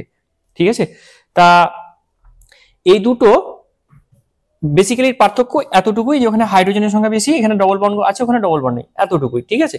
তাহলে এর কিন্তু দেখো বয়লিং পয়েন্ট কত, 80.1 ডিগ্রি সেন্টিগ্রেড, এর হচ্ছে 80.75 ডিগ্রি সেন্টিগ্রেড বয়লিং পয়েন্ট বা স্ফুটনাঙ্ক। বয়লিং পয়েন্ট মানে স্ফুটনাঙ্ক। তাহলে স্ফুটনাঙ্ক বা বয়লিং পয়েন্ট, বয়লিং পয়েন্ট বা স্ফুটনাঙ্ক। তাহলে স্ফুটনাঙ্ক বা বয়লিং পয়েন্টে কি করা হচ্ছে না, তার ফেজ ট্রানজিশন করা হচ্ছে, অর্থাৎ তার অবস্থার পরিবর্তনটা করা হচ্ছে। তো এর ক্ষেত্রে দেখো যে এক বেঞ্জিনের ক্ষেত্রে কতটা হচ্ছে, জলের ক্ষেত্রে কতটা হচ্ছে, এটাও দেখিনি আমরা। জলের যে বয়লিং পয়েন্ট বা স্ফুটনাঙ্ক সেটা 100 ডিগ্রি সেন্টিগ্রেড আমরা জানি। তার জন্য হিট অফ ভেপারাইজেশনের মান অলরেডি একবার আমরা দেখেছি, সেটা 40.4। অর্থাৎ 18 গ্রাম তরল জলকে আমরা কোথায় নিয়ে যাব, সলিড থেকে আমরা যদি লিকুইডে নিয়ে যাই, 18 গ্রাম লিকুইডে, ঠিক আছে, এটা জল, অবশ্যই এটা জল। তো 18 গ্রাম যদি 18 গ্রাম জলকে যদি এখান থেকে এখানে নিয়ে যায় তাহলে এতটা তাপ দিতে হচ্ছে। বেঞ্জিনের ক্ষেত্রে সেম, বেঞ্জিনের ক্ষেত্রে আমরা মোলার মাসটা ক্যালকুলেশন করতেই পারি, এটা ঠিক আছে, যে পরিমাণে হোক অসুবিধা নেই। তাহলে 6×72 মোলার মাস ক্যালকুলেশন করো। একটা কার্বনের পারমাণবিক ভর কত, সেটা হচ্ছে 12। তাহলে 6টা রয়েছে কার্বন, তার মানে হচ্ছে 6×72 প্লাস হচ্ছে 6টা হাইড্রোজেন আছে, আর হাইড্রোজেনের পারমাণবিক ভর কত 1। তাহলে 6 × 1 কত হলো 6 প্লাস হচ্ছে 72, তাহলে টোটাল কত হলো 78, মানে 78 গ্রাম পার মোল। ওকে, তাহলে বেঞ্জিন হচ্ছে 78 গ্রাম। এটাও তোমরা ক্যালকুলেশন করতে পারো। এটা ক্যালকুলেশন করে দেখো কি হচ্ছে। মোলার মাস কার জন্য, সাইক্লোহেক্সেনের জন্য মোলার মাসটা কত হবে, C6H12, এর মোলার মাসটা কত হবে, ঠিক আছে। এর মোলার মাসটা আমরা দেখলাম, কত দেখলাম, 78 গ্রাম, 78 গ্রাম প্রতি মোল। তাহলে এর কত হবে দেখে নি, 6×72 এখানে, আর তোমার হচ্ছে এদিকে 12টা হাইড্রোজেন, অর্থাৎ এইখানে হচ্ছে তোমার 12, তার মানে 7×84 অ্যাকচুয়ালি, তার মানে হচ্ছে এটা 84 গ্রাম প্রতি মোল। ওকে, এবার দেখো, তার মানে 1 মোল পরিমাণ জলকে যদি আমরা লিকুইড থেকে অর্থাৎ তরল থেকে যদি বাষ্পে নিয়ে যাই তাহলে আমাকে কতটা তাপ দিতে হচ্ছে, 40.4। যদি বেঞ্জিনকে নিয়ে যাই আমরা, দেখো 1 মোল পরিমাণ বেঞ্জিনকে যদি আমরা তার বয়লিং পয়েন্টে অর্থাৎ স্ফুটনাঙ্কে যদি আমরা তরল বেঞ্জিন থেকে গ্যাসীয় বেঞ্জিনে নিয়ে যাই তাহলে আমাকে কত তাপ দিতে হচ্ছে, সেটা হচ্ছে 30.5, ঠিক আছে, এত কিলো জুল দিতে হচ্ছে। বাট এখানে দেখো সাইক্লোহেক্সেনের জন্য কত দেখাচ্ছে না, 1 মোল পরিমাণ সাইক্লোহেক্সেনের যদি এরকম ফেজ ট্রানজিশন করি অর্থাৎ অবস্থার পরিবর্তন করি তাহলে আমাকে কত তাপ দিতে হচ্ছে, 32 কিলো জুল প্রতি মোল, অর্থাৎ এর কাছাকাছি হবে 30 থেকে 32 এর মধ্যে। এটা ফিক্সড নয়, প্রায় 31 থেকে 32 এরকম হয়, ঠিক আছে। তো এখান থেকে একটা জিনিস পরিষ্কার বোঝা যায় যে যেহেতু জলের মধ্যে, তরল জলের মধ্যে তরল অণু মানে জলের অণুগুলোর মধ্যে কি হয়, হাইড্রোজেন বন্ডিং থাকে, যেটা একটু আগে বলছিলাম, ইন্টারমলিকুলার হাইড্রোজেন বন্ডিং আর ইন্ট্রামলিকুলার হাইড্রোজেন বন্ডিং। জলের মধ্যে থাকে ইন্টারমলিকুলার হাইড্রোজেন বন্ডিং, অর্থাৎ এটা হচ্ছে কি না, একটা জলের সঙ্গে আর একটা জলের অণুর মধ্যে হাইড্রোজেন বন্ড তৈরি হয়, ঠিক আছে। একটা জাস্ট দেখাচ্ছি, এই হচ্ছে হাইড্রোজেন বন্ডিং।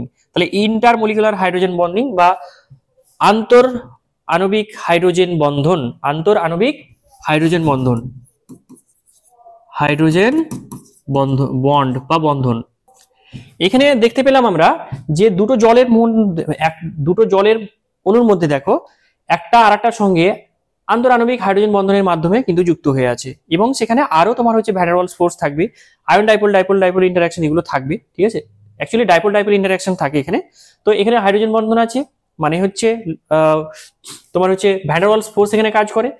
এখানে তোমার হচ্ছে হাইড্রোজেন বন্ধনের জন্য এখানে একটা অণু আর একটা অণুর সঙ্গে কিন্তু যুক্ত থাকে, এটা তীব্র আকর্ষণ বল বলতে পারি। কিন্তু এইখানে কিন্তু যেটা আছে শুধুমাত্র ভ্যান ডের ওয়ালস ফোর্সের সাহায্যে যুক্ত হবে। এইখানে কিন্তু এরকম আন্তঃ আণবিক হাইড্রোজেন বন্ধন বা অন্ত আণবিক হাইড্রোজেন বন্ধন এরকম কিন্তু হাইড্রোজেন বন্ধনের মতো অস্তিত্ব এখানে কিন্তু নেই, না বেঞ্জিনে আছে না হচ্ছে সাইক্লোহেক্সেনে আছে, ঠিক আছে। এই ধরনের কোনো বন্ধন বা এই ধরনের কোনো ফোর্স নেই বা আকর্ষণ বল নেই। তাহলে আকর্ষণ বলটা কোথায় আছে বেশি, জলের মধ্যে আছে। তাহলে যে পদার্থের কণাগুলোর মধ্যে যত বেশি আকর্ষণ বল থাকবে তার কিন্তু হিট অফ ভেপারাইজেশনের মান অর্থাৎ বাষ্পীভবনের যে তোমার হচ্ছে এনথালপি, এইটার মান কিন্তু বেশি হবে। এটা আমরা পরিষ্কার এখান থেকে কিন্তু লক্ষ্য করলাম। ওকে, চলো তাহলে তোমরা এটুকু মোটামুটি একটা ভিউ পেলে এবং এটাকে মানে খাতায় নোট করো। ওকে, এবার আমরা দেখব যে ভেপারাইজেশনের উল্টো প্রসেসটা কি, বাষ্পায়নের বা ভেপারাইজেশনের উল্টো বা বিপরীত প্রক্রিয়াটা কি। বিপরীত প্রক্রিয়াটা হচ্ছে ঘনীভবন প্রক্রিয়া। ঠিক আছে, তাহলে এখানে দেখো 1 মোল জল নিয়েছি, সেখান থেকে কোন অবস্থায় নিয়েছি, তরল জল নিয়েছি। এটা 100 ডিগ্রি সেন্টিগ্রেড উষ্ণতায় আছে, ধরো 100 ডিগ্রি সেন্টিগ্রেড উষ্ণতায় 1 এটিএম চাপে আছে। ঠিক আছে, এই অবস্থা থেকে কোথায় নিয়ে যাচ্ছি আমরা, 1 মোল ভেপার বা গ্যাসীয় জলে নিয়ে চলে যাচ্ছি। এটাও কিন্তু 100 ডিগ্রি সেন্টিগ্রেড উষ্ণতায় থাকবে এবং 1 এটিএম চাপে থাকবে। এই করতে গেলে এই পদ্ধতিটাকে কি বলি আমরা, হিট অফ ভেপারাইজেশন বলি, অর্থাৎ বাষ্পায়নের এনথালপি বলি। তাহলে ছক থেকে আমরা যেটা বুঝতে পারছি সেটা হচ্ছে যে 1 মোল জলকে যদি আমরা 1 মোল তরল জলকে যদি আমরা 1 মোল ভেপারে নিয়ে যাই, তাহলে আমাকে এতটা তাপ দিতে হচ্ছে এবং উল্টো পদ্ধতিতে এত পরিমাণে তাপ বেরিয়ে আসবে। সেই জন্য এই লাইনটা আমরা লিখতে পারি, দেখো যে ঘনীভবন হলো বাষ্পায়নের বিপরীত প্রক্রিয়া। ঠিক আছে, লাইনটা লিখবে। সুতরাং নির্দিষ্ট চাপ এবং উষ্ণতায় কোন পদার্থের বাষ্পীভবনের এনথালপিটা কতটা হবে, বাষ্পীভবনের এনথালপি পদার্থটির ঘনীভবনের এনথালপির কিন্তু সমান হবে, কিন্তু আমাকে নেগেটিভ একটা সাইন যুক্ত করতে হবে। ঠিক আছে, অ্যাকচুয়ালি বাষ্পীভবনের এনথালপিটা কি হয়, ধনাত্মক হয়, আর এটা কি হয়, ঋণাত্মক হয়। তাহলে আমরা ঘনীভবন পদ্ধতিটা কিন্তু ঋণাত্মক হয়। আমরা চাইলে এই নেগেটিভটাকে এখানে দিতে পারতাম। ঠিক আছে, অর্থাৎ আমরা এটা বলতে পারি, এখান থেকে এটা লিখতে পারি যে দেখো ডেল্টা এইচ কন্ডেনসেশন অর্থাৎ ঘনীভবন পদ্ধতিতে যেটা এনথালপির পরিবর্তন, সেটা কত, নেগেটিভ একটা সাইন ইনটু হচ্ছে ডেল্টা এইচ ভেপারাইজেশন। ঠিক আছে, এই ফর্মুলাটা কিন্তু আমাদেরকে মাথায় রাখতে হবে, ওইটাই আমরা কথায় লিখেছি। ঠিক আছে, আমরা ফর্মুলাতে এই ফর্মুলাটা জেনে রাখবো। তাহলে ভেপারাইজেশনের মান যদি জানা থাকে, তাহলে কন্ডেনসেশনের মান কিন্তু এই থেকে আমরা বার করতে পারবো। ঠিক আছে, এটা একটু খাতায় নোট করো। চলো, এরপরে আমরা চলে আসছি ঊর্ধ্বপাতনের এনথালপির পরিবর্তন। ঊর্ধ্বপাতন পদ্ধতিটা কি আমরা জানি। ঊর্ধ্বপাতন মানে হচ্ছে, দেখো আগে যতগুলো বলেছিলাম সেগুলো ছিল কি, কঠিন থেকে আগে তরল থেকে তারপরে গ্যাসে যাচ্ছিল। যদি এরকম হয় কোনো পদার্থের ক্ষেত্রে যে কঠিন থেকে একেবারে কোথায় চলে গেল, বাষ্পতে চলে গেল, অর্থাৎ গ্যাসে চলে গেল, তাহলে এই ধরনের পদ্ধতিকে বলি আমরা সাবলিমেশন, অর্থাৎ এই ধরনের পদ্ধতিকে বলা হয় ঊর্ধ্বপাতন। ঠিক আছে, ঊর্ধ্বপতনের বিপরীত প্রক্রিয়াটাকে বলা হয় ডিপোজিশন বা তোমার হচ্ছে অবক্ষেপণ। এই দুটো পদ্ধতি আমাদেরকে কিন্তু জেনে রাখা দরকার। তাহলে ঊর্ধ্বপাতন কোনটা, যদি আমরা এই যে কঠিন অবস্থা থেকে একেবারে কোথায় চলে যাই, গ্যাসীয় অবস্থায় চলে যাই, ঠিক আছে, গ্যাসীয় অবস্থায় যদি চলে যায়, তাহলে এটাকে আমরা কি বলছি, ঊর্ধ্বপাতন। আর তার জন্য দেখো 1 মোল পরিমাণ পদার্থকে, 1 মোল কোনো একটা কঠিন পদার্থকে সম্পূর্ণরূপে বাষ্পে যদি পরিণত করতে যাই, তাহলে বাইরে থেকে যে পরিমাণে তাপ লাগছে, তাপ দিতে হচ্ছে, তাকে আমরা কি বলছি, ঊর্ধ্বপাতনের এনথালপি। তাহলে এখান থেকে ক্যালকুলেশন করা যায়, তাহলে এইটাকে আমরা বলতে পারি ডেল এইচ সাবলিমেশন। তো যেমন তোমার হচ্ছে আমরা 1 মোল পরিমাণ যদি আয়োডিন নিই, আয়োডিনকে কিন্তু ডিরেক্ট একেবারে কঠিন অবস্থা থেকে গ্যাসীয় অবস্থায় নিয়ে আসা যায়। ঠিক আছে, তাপ প্রয়োগ করলে এটা হয়। তাহলে তার জন্য আমাকে কতটা দিতে হচ্ছে তাপ, দেখো তো কতটা তাপ দিতে হচ্ছে, আমাকে তাপ দিতে হচ্ছে 62.3 কিলো জুল প্রতি মোল। অর্থাৎ 1 মোল পদার্থ, 1 মোল কঠিন পদার্থ সেটা আয়োডিনের, যদি আমরা সম্পূর্ণরূপে এই অবস্থার পরিবর্তন করতে চাই, কঠিন অবস্থা থেকে যদি গ্যাসীয় অবস্থায় নিয়ে যেতে চাই, তাহলে এতটা পরিমাণ আমাকে কিন্তু তাপ দিতে হবে। কতটা না, 62.3 কিলো জুল পরিমাণ তাপ দিতে হবে। এটা থেকে এটা বোঝায়। ঠিক আছে, এবং তাহলে সাবলিমেশন বা ঊর্ধ্বপাতনের বিপরীত প্রক্রিয়াটা কি, এই বিপরীত প্রক্রিয়াটাকে বলা হচ্ছে তোমার হচ্ছে ডিপোজিশন প্রক্রিয়া। ঠিক আছে, এখানে সরি এটা একটু ভুল লেখা হয়েছে, এটা তোমরা একটু ঠিক করে নেবে। তাহলে এইটাকে বলবো ডেল এইচ ডিইপি, ডিপোজিশন। ঠিক আছে, ডেল এইচ ডিপোজিশন, এইটা সমান সমান কি হচ্ছে দেখো, তাহলে একই জিনিস, তার মানে এখান থেকে এখানে যদি নিয়ে যেতে চাই এতটা তাপ দিতে হচ্ছে, তার মানে এখান থেকে যদি এখানে আসে, অর্থাৎ গ্যাসীয় অবস্থায় থেকে যদি কঠিন অবস্থায় চলে আসে, তাহলে এতটা সেম পরিমাণ তাপ ছাড়বে। আর সেই কারণে তোমার ডেল এইচ এর ডিপোজিশনের মানটা কত হবে, নেগেটিভ হবে। তাহলে নেগেটিভ এই যে 62 যখন যেটা আছে এটা লিখে ফেলবে। ঠিক আছে, মাইনাস 62.3 কিলো জুল প্রতি মোল বা মোল ইনভার্স, এটা ক্লিয়ার। তাহলে আমরা এটা আগের মতো করে আমরা এটাও লিখতে পারি, আমরা এই লাইনটা একটা লিখতে পারি এখানে, ঠিক আছে, যে ডেল এইচ ডিপোজিশন,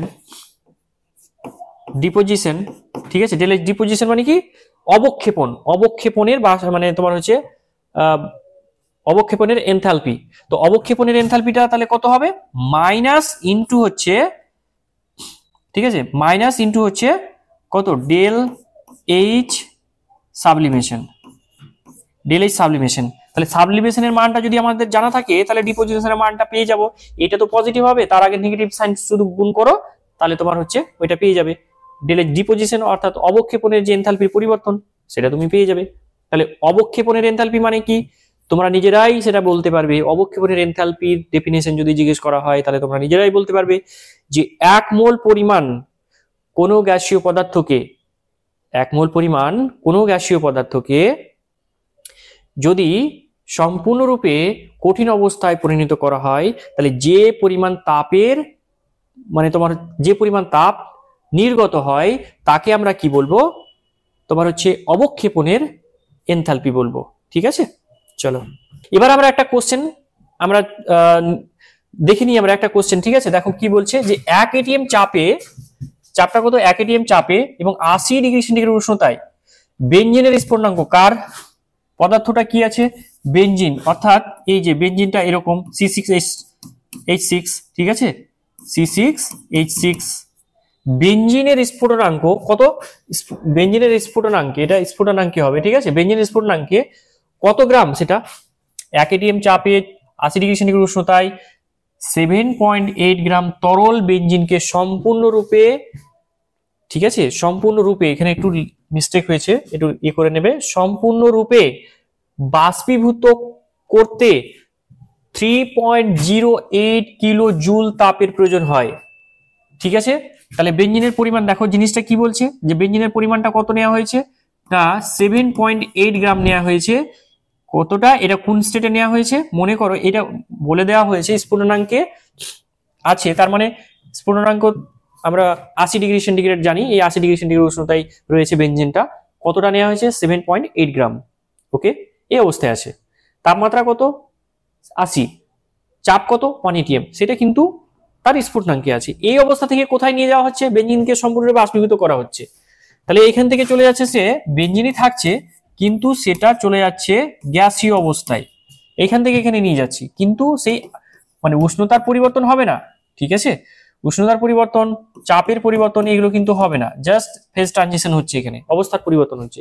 এই করতে গিয়ে আমার ডেল্টা এইচ এর মান কত বললো, মানে অ্যাকচুয়ালি কত পরিমাণে তাপ দিতে হলো, এটা কত পরিমাণে তাপ দিতে হলো আমাকে, কত হিট দিতে হলো, সেই হিটের পরিমাণ এখানে বলে দিয়েছে যে 3.08 জুল, মানে কিলো জুল তাপ দিতে হয়েছে, এটা বলা হচ্ছে। ঠিক আছে, প্রশ্ন অনুযায়ী, ও আচ্ছা সেটা আমি লিখে রেখেছি যে প্রশ্ন অনুযায়ী কি, আচ্ছা এটাতে আমি আসছি, এটা হবে।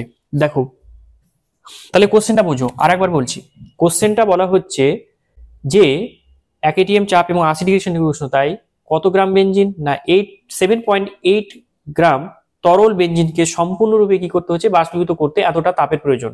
তাহলে বেনজিনের বাষ্পীভবনের এনথালপির মান কত, তাহলে আমাকে কি বার করতে বলছে, আমাকে বার করতে বলছে ডেল এইচ ভেপারাইজেশন, এইটার মানটা কত, এটার মান কত, এটা হচ্ছে কোশ্চেন। বলছে কি বেনজিনের বাষ্পীভবনের এনথালপি কত, তার মানে হচ্ছে 1 মোল পরিমাণ যদি বেনজিনকে এই অবস্থাটা করা হয় তাহলে কি পরিমাণে তাপ লাগবে, দিয়ে রেখেছে যে 7.8 গ্রাম যদি বেনজিনকে আমরা এরকম মানে তার অবস্থার পরিবর্তন করি তাহলে তাপ লাগছে এতটা। তাহলে 1 মোল পরিমাণ বেনজিনের যদি আমরা এই অবস্থাটা পরিবর্তন করি তাহলে কতটা তাপ লাগবে সেটা বার করতে পারলে আমরা হিট অফ ভেপারাইজেশন পেয়ে যাবো, অর্থাৎ বেনজিনের বাষ্পায়নের মানে তোমার হচ্ছে বাষ্পায়নের এনথালপির মান কত সেটা আমরা বের করে ফেলতে পারবো।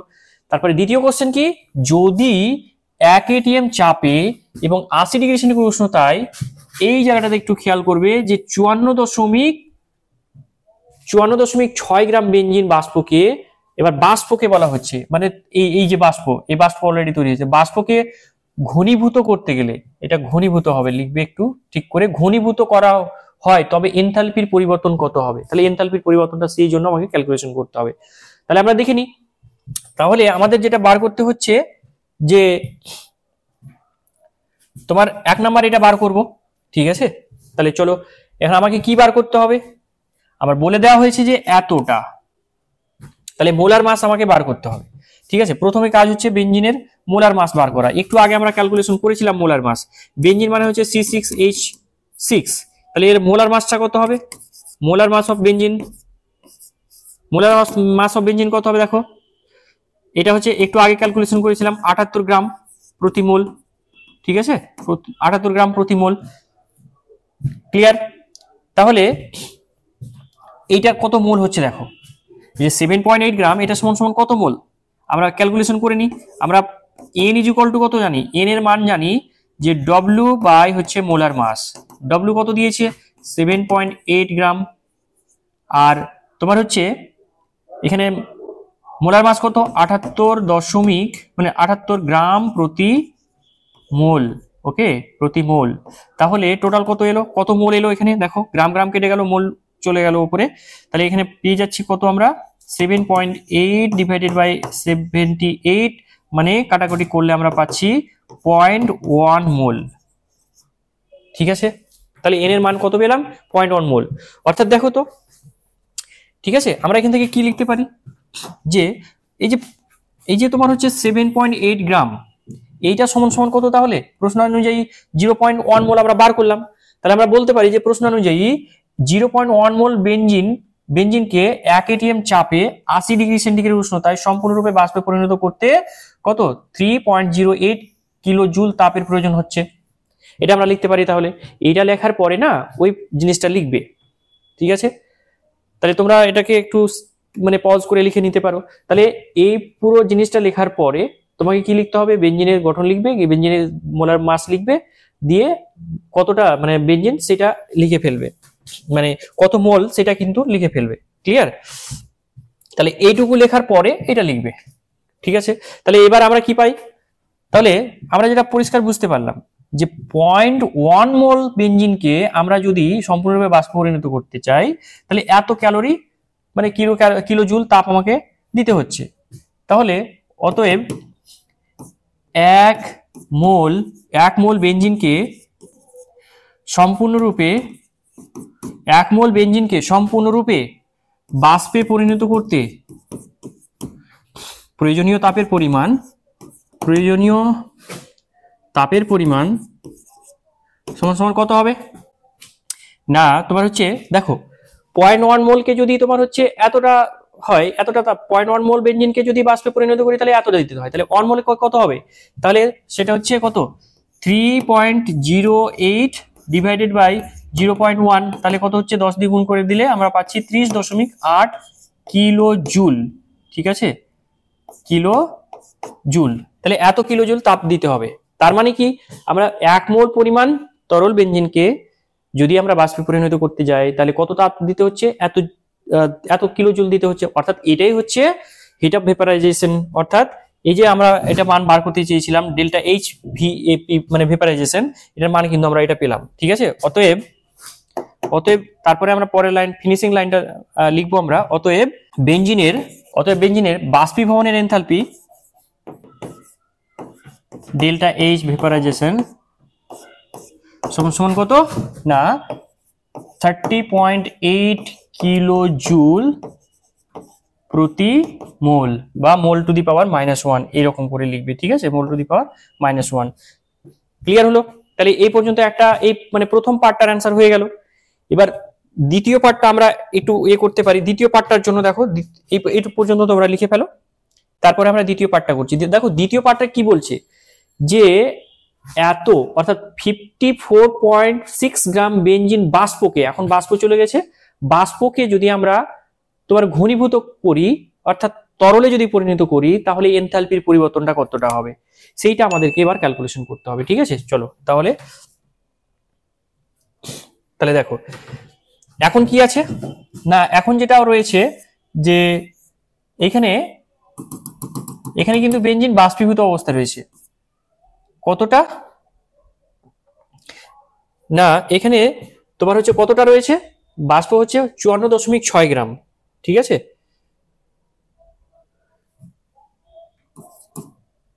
54.6 গ্রাম এখানে গ্যাসীয় অবস্থায় রয়েছে। ঠিক আছে, তাহলে বেঞ্জিনের পরিমাণ এইটা কতটা, না এত গ্রাম।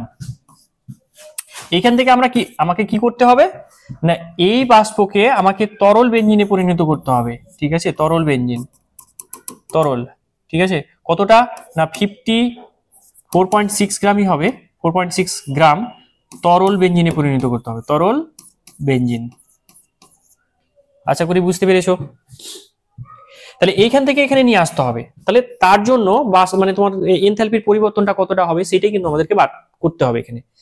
তো ঠিক আছে, চলো আমরা জানি যে আচ্ছা আগে এটা বার করে নিতে হবে যে 54.6 গ্রাম বেঞ্জিন এটা সমান সমান কত মোল অ্যাকচুয়ালি, ঠিক আছে। বেঞ্জিনের এখানে মোল সংখ্যা আমরা বার করে ফেলি, কত হচ্ছে 54.6 ডিভাইডেড বাই 78, ঠিক আছে, যেহেতু 78টা হচ্ছে তার মোলার মাস, এটা সমান সমান ক্যালকুলেশন করে একটু দেখো, ঠিক আছে। এটাকে যদি আমরা দশমিকটাকে তুলে দিই তাহলে এখানে শূন্য পাবো, এখানে যদি ক্যালকুলেশন করো তাহলে দেখবে 0.7 মোল হবে এটা, ঠিক আছে, ক্লিয়ার।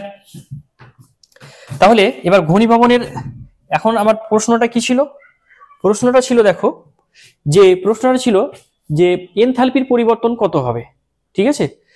তাহলে আচ্ছা ঘনীভবনের এনথালপির মানটা কিন্তু আমরা ক্যালকুলেশন করতে পারি, ক্লিয়ার। ঘনীভবনের এনথালপির মানটা কিভাবে ক্যালকুলেশন করব, ঘনীভবনের এনথালপি আমরা জানি, ঘনীভবনের এনথালপি সমান সমান কত, মাইনাস হচ্ছে মাইনাস বাষ্পীভবনের এনথালপি, ঠিক আছে। তাহলে মাইনাস ইন্টু কত হচ্ছে 30.8 কিলো জুল প্রতি মোল পেয়েছিলাম, মাইনাস এটা তাহলে মাইনাস হয়ে গেল। তাহলে ঘনীভবনের এনথালপির মান অর্থাৎ এটা ছিল কি ডেল্টা এইচ কনডেনসেশন বা ঘনীভবনের এনথালপি, এর মানটা কত পেলাম এত। তার মানে 1 মোলকে যদি আমরা 1 মোল বেঞ্জিন বাষ্পকে যদি এখানে নিয়ে আসি তরলে, তাহলে কিন্তু এতটা পরিমাণে তাপ ছাড়বে। তাহলে আমার 0.7 মোলকে যদি আমরা নিয়ে আসি, ক্লিয়ার। তোমরা এভাবেও করতে পারো যে 78 গ্রাম বেঞ্জিনকে যদি আমরা মানে বেঞ্জিন বাষ্পকে যদি তরলে নিয়ে আসি তাহলে যে পরিমাণ তাপ ছাড়বে তার পরিমাণটা কত 30.8 জুল। তাহলে 54.6 গ্রামের যদি মানে বেঞ্জিন বাষ্পকে আমরা তরল অবস্থায় নিয়ে আসি তাহলে কত হবে, ঐকিক নিয়মে এটা করলেও হবে। তাহলে আমরা গ্রাম দিয়েও মানে এটা করতে পারি ক্যালকুলেশনটা, বা আগে মূল সংখ্যাতে পরিণত করে তারপরে কিন্তু আমরা এটা ক্যালকুলেশন করতে পারি, ঠিক আছে। অতএব আমি এখান থেকে দেখো, তাহলে অতএব বলতে পারি আমরা যে 0.7 গ্রাম বেঞ্জিন বাষ্পকে তরলে পরিণত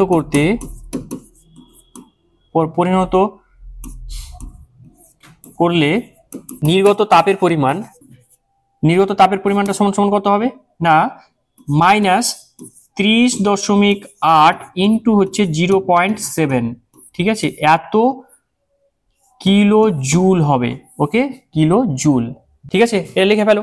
এবং এটা কত আসছে দেখো, আচ্ছা এইটা যদি আমরা ক্যালকুলেশন করি তাহলে যে মানটা পাচ্ছি সেটা হচ্ছে কি 21.5 মানে 56, ঠিক আছে, 21.56 কিলো জুল এটা পাচ্ছি আমরা। তাহলে এখান থেকে ফাইনাল অ্যান্সারটা তাহলে কি হবে, এটা এতদূর পর্যন্ত ক্যালকুলেশন করো, তাহলে ফাইনাল তারপরে যে উত্তরটা লিখবে, অতএব 0.7 গ্রাম বেঞ্জিন বাষ্পকে তরলে পরিণত করলে এনথালপির পরিবর্তন সমান সমান দেখো কত হয়েছে, এখানে মাইনাস আসবে, ঠিক আছে, এখানে মাইনাস আসবে, তার মানে পরিবর্তন সমান সমান কত মাইনাস 21.56 কিলো জুল, এটা লিখবে, ঠিক আছে। এখানে পার মোল কিন্তু হবে না, পার মোলের জন্য এটা নয়, এনথালপির পরিবর্তনটা কিন্তু এটা হয়েছে। এনথালপির পরিবর্তনটা কত এই পদ্ধতির জন্য না মাইনাস 21.6 জুল কিলো জুল হয়েছে, ঠিক আছে। তাহলে এই পর্যন্ত টুকে ফেলো। আচ্ছা এরপরে আমরা চলে আসছি প্রশমন তাপ বা প্রশমন এনথালপি, ঠিক আছে। প্রশমন এনথালপিটা কি দেখো, প্রশমন বিক্রিয়া তোমরা পড়েছো, অ্যাসিডের সঙ্গে যদি বেসের বিক্রিয়া হয় অর্থাৎ অ্যাসিডের সঙ্গে যদি ক্ষারের বিক্রিয়া হয় তাহলে তাকে আমরা বলি প্রশমন বিক্রিয়া, ঠিক আছে। তা প্রশমন বিক্রিয়াতে আমরা অ্যাসিডের সঙ্গে ক্ষারের বিক্রিয়া করি। তাহলে দেখবো আমরা যে এখানে ডেফিনেশনটা তোমরা টুকে নেবে, তার জিনিসটা কি আমরা চলো এসব বুঝে নিই। ঠিক আছে। 1 গ্রাম তুল্যাঙ্ক পরিমাণ অ্যাসিডকে যদি আমরা 1 গ্রাম তুল্যাঙ্ক পরিমাণ ক্ষারের সঙ্গে বিক্রিয়া করাই, তাহলে এনথালপির যে পরিমাণ পরিবর্তন হবে, কি বললাম, 1 গ্রাম তুল্যাঙ্ক পরিমাণ অ্যাসিড যদি আমরা 1 গ্রাম তুল্যাঙ্ক পরিমাণ ক্ষারের সঙ্গে বিক্রিয়া করাই, তাহলে যে পরিমাণে এনথালপির পরিবর্তন হয়, তাহলে তাকে আমরা কি বলি, প্রশমন এনথালপি, ঠিক আছে, বা প্রশমন তাপও বলি তাকে আমরা। ক্লিয়ার? তাহলে জিনিসটা কি, এটা একটু বুঝে নি। 1 গ্রাম তুল্যাঙ্কের কথা বলছিলাম আমরা, 1 গ্রাম তুল্যাঙ্ক অ্যাসিড আর 1 গ্রাম তুল্যাঙ্ক পরিমাণ হচ্ছে ক্ষার, লঘু ক্ষার। ক্লিয়ার? তার মানে মনে করো যে একটা কন্টেনার আমরা নিয়েছি এখানে, তো এইখানে 1 গ্রাম তুল্যাঙ্ক পরিমাণ অ্যাসিড নিয়েছি, 1 গ্রাম তুল্যাঙ্ক। এবার তুল্যাঙ্ক ভার কাকে বলে সেটা তোমরা নিশ্চিত আগে পড়েছো, ঠিক আছে। তো যেরকম আমরা 1 গ্রাম তুল্যাঙ্ক 1 গ্রাম ইকুইভ্যালেন্ট সালফিউরিক অ্যাসিড বা 1 গ্রাম তুল্যাঙ্ক H2SO4 সমান সমান আমরা কত জানি, 1 গ্রাম তুল্যাঙ্ক বা 1 গ্রাম ইকুইভ্যালেন্ট H2SO4, ঠিক আছে, সমান সমান আমরা জানি যে 49 গ্রাম H2SO4, ঠিক আছে। এই 49 গ্রাম H2SO4 মানে হচ্ছে 1 গ্রাম তুল্যাঙ্ক। তাহলে এইটা ধরো আমি কোথায় নিলাম, জলে নিলাম, এইটা এখানে আছে মনে করো, এবং আমি আরো 1 গ্রাম তুল্যাঙ্ক পরিমাণ ক্ষার, মনে করো 1 গ্রাম তুল্যাঙ্ক পরিমাণ ক্ষার বলতে এখানে NaOH এর সঙ্গে বিক্রিয়া করাবো মনে করো। তাহলে 1 গ্রাম, এখানে 1 গ্রাম তুল্যাঙ্ক মানে হচ্ছে যেহেতু এর এই ক্ষারে প্রতিস্থাপনযোগ্য OH মাইনাসের সংখ্যা হচ্ছে 1, তাহলে মোলার মাস মানে আণবিক ভর এবং গ্রাম তুল্যাঙ্ক ভার এর ক্ষেত্রে সমান, ঠিক আছে। তাহলে সেটা কত না 40 গ্রাম। তাহলে গ্রাম তুল্যাঙ্ক ভার সমান 40 গ্রাম। তাহলে 40 গ্রাম এতে ডিসলভ করলাম, দ্রবীভূত করলাম। কাকে দ্রবীভূত করলাম? NaOH কে, সোডিয়াম হাইড্রোক্সাইড একটা ক্ষারকে। আর 1 গ্রাম তুল্যাঙ্ক পরিমাণ মানে হচ্ছে 49 গ্রাম সালফিউরিক অ্যাসিড ডিসলভ করলাম কাকে, কোথায় না সালফিউরিক অ্যাসিড ডিসলভ করলাম জলে, ঠিক আছে, ওইখানেও জলে ডিসলভ করলাম। তাহলে এইখানে এই যে জলীয় দ্রবণ, এই জলীয় দ্রবণে কি 1 গ্রাম তুল্যাঙ্ক পরিমাণে অ্যাসিড আছে, এই জলীয় দ্রবণে কি আছে 1 গ্রাম তুল্যাঙ্ক পরিমাণে ক্ষার আছে। তাহলে এবার যদি তাদেরকে মিক্সিং করে দিই, তাহলে কি হবে, 1 গ্রাম তুল্যাঙ্ক অ্যাসিডের সঙ্গে লঘু 1 গ্রাম তুল্যাঙ্ক অ্যাসিডের সঙ্গে লঘু 1 গ্রাম তুল্যাঙ্ক পরিমাণ ক্ষারের বিক্রিয়া হবে। এবং মনে রাখতে হবে যে 1 গ্রাম তুল্যাঙ্কের মধ্যে অ্যাসিডের মধ্যে H+ এর সংখ্যা কটা থাকে না, H+ এর সংখ্যা থাকে অ্যাভোগাড্রো সংখ্যক কটা, সেটা মানে 6.022 ইন্টু 10⁻23, এতটি কিন্তু হাইড্রোজেন মানে H+ থাকবে। 1 গ্রাম তুল্যাঙ্ক পরিমাণ OH এর মধ্যেও কিন্তু OH মাইনাস এর পরিমাণ কত থাকবে না, অ্যাভোগাড্রো সংখ্যক কিন্তু থাকবে, ঠিক আছে। তাহলে অ্যাভোগাড্রো সংখ্যক H+, অ্যাভোগাড্রো সংখ্যক OH মাইনাস এর সঙ্গে অ্যাকচুয়ালি বিক্রিয়া হবে। ক্লিয়ার? তাহলে বিক্রিয়া হয়ে এনথালপির যে পরিবর্তন হবে সেটাই কি না, প্রশমন তাপ বা প্রশমন এনথালপি, ঠিক আছে। আশা করি বুঝতে পেরেছো। এবার দুটোকে এখন আমরা মিক্সিং করব, মিক্সিং করলেই বিক্রিয়াটা হবে এবং বিক্রিয়া হয়ে জল তৈরি হবে। তাই ওভারঅলি কি হচ্ছে দেখো তো, ওভারঅলি যে বিক্রিয়াটা দেখা যাচ্ছে এখানে, যে দেখো এখানে কি হচ্ছে ওভারঅলি, সালফিউরিক অ্যাসিড অ্যাকুয়াস, ঠিক আছে, এবং NaOH অ্যাকুয়া, এইটা বিক্রিয়া করছে, পরস্পরের সঙ্গে বিক্রিয়া করছে। বিক্রিয়া করে কি তৈরি করছে না, এখানে বিক্রিয়া করে তৈরি করবে Na2SO4 সোডিয়াম সালফেট তৈরি করবে এবং অ্যাকচুয়ালি তৈরি করবে জল, ঠিক আছে, এটা তরল জল তৈরি করবে। তাহলে এই বিক্রিয়াতে আমরা যেটা দেখতে পাচ্ছি যে সোডিয়াম সালফেট এবং জল উৎপন্ন করছে। অ্যাকচুয়ালি ওভারঅলি যে বিক্রিয়াটা হয় এইটা তো মানে সোডিয়ামটাও তো Na+ অ্যাকুয়া আকারে থাকে, মানে জল আকারে থাকে। এখানে সালফেট মূলকটাও SO4 2- অ্যাকুয়া AQ। দেখো জলে যদি সোডিয়াম ডিজলভ হয়ে থাকে, দ্রবীভূত হয়ে থাকে Na+ আকারে, তখন তার পাশে লিখি কি আমরা AQ। এখানে একটু আমি ভালো করে লিখে দিচ্ছি, ছোট হাতের A ছোট হাতের Q, AQ অ্যাকুয়া মানে হচ্ছে সেটা জলে দ্রবীভূত আছে। এই জিনিসটা তোমাদেরকে জানা দরকার, ঠিক আছে। তার মানে এইটা যে লবণ তৈরি হলো, লবণ কিন্তু Na+ আর SO4 2- এরা কিন্তু জলে দ্রবীভূত হয়ে থাকে। তাহলে এরা তো আগেও জলে দ্রবীভূত হয়েছিল, পরেও জলে দ্রবীভূত হয়ে আছে, এদের কোনো পরিবর্তন হয় না। পরিবর্তন যেটা হয়, আলটিমেট যে রিয়াকশনটা হয় সেটা হচ্ছে কি H+ এর সঙ্গে OH- এর বিক্রিয়া হয়, দিয়ে তোমার হচ্ছে জল তৈরি হয়। ক্লিয়ার? এটা লিকুইড জল তৈরি হলো এরকম করে। কি বললাম বুঝেছো আশা করি। প্রশমন বিক্রিয়া যে মেন বিক্রিয়া সেটা হচ্ছে H+ এর সঙ্গে OH- এর বিক্রিয়া। এই কারণে সমস্ত তীব্র অ্যাসিড এবং সমস্ত তীব্র ক্ষারের মধ্যে যদি বিক্রিয়া করি আমরা, তাহলে প্রশমন তাপটা কিন্তু একটা নির্দিষ্টই আসে প্রত্যেকটা অ্যাসিড ক্ষারের জন্য। কারণ কি, প্রত্যেকটা অ্যাসিড ক্ষারেই মূল বিক্রিয়া একটাই, সেটা কি H+ এর সঙ্গে OH- এর বিক্রিয়া দিয়ে সেখানে হলো কি তীব্র অ্যাসিড তীব্র ক্ষারের জন্য প্রশমন তাপের মান কিন্তু সেম হবে, এবং সেটা কত 57.3 কিলো জুল প্রতি মোল, মানে 3 কিলো জুল। ঠিক আছে, তাহলে এত পরিমাণে তাপ প্রত্যেকটার ক্ষেত্রেই প্রশমন তাপের ক্ষেত্রেই পাওয়া যাবে, যেটা আমরা একটু এতে দেখিয়েছি দেখো। ঠিক আছে, তাহলে প্রত্যেকটা তোমার তীব্র অ্যাসিড তীব্র ক্ষারের জন্য যেহেতু প্রত্যেকটাতেই H+ এর সঙ্গে OH- এর বিক্রিয়া হচ্ছে, এক তুল্যাঙ্কের সঙ্গে এক তুল্যাঙ্ক, অর্থাৎ 1 অ্যাভোগাড্রো H+ এর সঙ্গে 1 অ্যাভোগাড্রো OH- এর বিক্রিয়া হচ্ছে, তাহলে মানে তোমার 1 অ্যাভোগাড্রো সংখ্যক তোমার জলের অণু তৈরি হচ্ছে, অর্থাৎ 1 মোল জল তৈরি হচ্ছে সেই ক্ষেত্রে। তাহলে প্রত্যেক ক্ষেত্রে যেহেতু 1 মোল পরিমাণ জল তৈরি হচ্ছে, প্রত্যেক ক্ষেত্রে উৎপন্ন তাপের পরিমাণ সেম হবে, এবং সেটা কত 57.3 কিলো জুল। ক্লিয়ার? কিন্তু যদি আমরা অ্যাসিড বা ক্ষারের মধ্যে যে কোনো একটা মৃদু আর বা তোমার হচ্ছে বা দুটোই তোমার মৃদু হতে পারে, এদের ক্ষেত্রে কিন্তু ভিন্ন ভিন্ন প্রশমন তাপ পাওয়া যাবে, প্রশমন তাপের মান আলাদা আলাদা হবে। অর্থাৎ 1 মোল পরিমাণ মৃদু অ্যাসিড আর 1 মোল পরিমাণ তীব্র ক্ষার, এখন মোল বলবো না, 1 গ্রাম তুল্যাঙ্ক বলবো। ঠিক আছে, তাহলে 1 গ্রাম তুল্যাঙ্ক পরিমাণ মৃদু অ্যাসিডের সঙ্গে 1 গ্রাম তুল্যাঙ্ক পরিমাণ তীব্র ক্ষারে যদি বিক্রিয়া করায়, তাহলে সেই ক্ষেত্রে কি হবে, প্রশমন তাপটা কিন্তু আগের মতো আর হবে না। ঠিক আছে, দেখো ওইটা একটু আলাদা হবে। যেমন আমরা একটা উদাহরণ নিয়েছি, যেমন হচ্ছে অ্যাসিটিক অ্যাসিড নিয়েছি অ্যাকোয়া, আর NaOH নিয়েছি, এটা হচ্ছে কি একটা মৃদু অ্যাসিড, আর এটা হচ্ছে তীব্র ক্ষার। ঠিক আছে, মৃদু অ্যাসিডের সঙ্গে তীব্র ক্ষারে যদি বিক্রিয়া করায়, তাহলে কিন্তু এইটা তৈরি হবে, মানে সোডিয়াম অ্যাসিটেট তৈরি হবে। নামগুলো সব লিখবে, অ্যাসিটিক অ্যাসিড, সোডিয়াম হাইড্রোক্সাইড, আর এটা কি সোডিয়াম অ্যাসিটেট, আর ওটা তারপরে তৈরি হচ্ছে জল। ক্লিয়ার? আচ্ছা, আরেকটু বলে দিই তোমাদের, যারা হয়তো এখনো একটু পিছিয়ে আছো, যারা ভুলে গেছো যে মৃদু আর তীব্র বিষয়টা কি, তাদের জন্য একটু বলে দিই যে মৃদু বলতে কি, যারা জলে দ্রবীভূত হয়ে মানে আংশিকভাবে বিয়োজিত হয়, আংশিকভাবে আয়নিত হয়। অর্থাৎ আমি যদি 100টা ধরো এখানে 100টা অ্যাসিডিক অ্যাসিডের মানে অণু নিলাম, তার মধ্যে দেখা গেলো যে 5টা 6টা বা 4টা এরকম বিয়োজিত হলো, বাদ বাকিটা বিয়োজিত হয় না। ঠিক আছে, তো মনে করো এরা যখন জলে দ্রবীভূত হবে না, মানে ধরো অ্যাসিডিক অ্যাসিড, আলাদা করে একটু বলি যে এইটা যদি একটা মানে বিয়োজিত হয়, তাহলে কি তৈরি হয়, একটা অ্যাসিটেট সোডিয়াম একটা অ্যাসিটেট আয়ন তৈরি হয়, প্লাস একটা H+ তৈরি হয়। দেখো জটা ভাঙবে, যে কটা অণু ভাঙবে ততগুলো কি তৈরি হবে, অ্যাসিটেট আয়ন তৈরি হবে, ততগুলো H+ তৈরি হবে।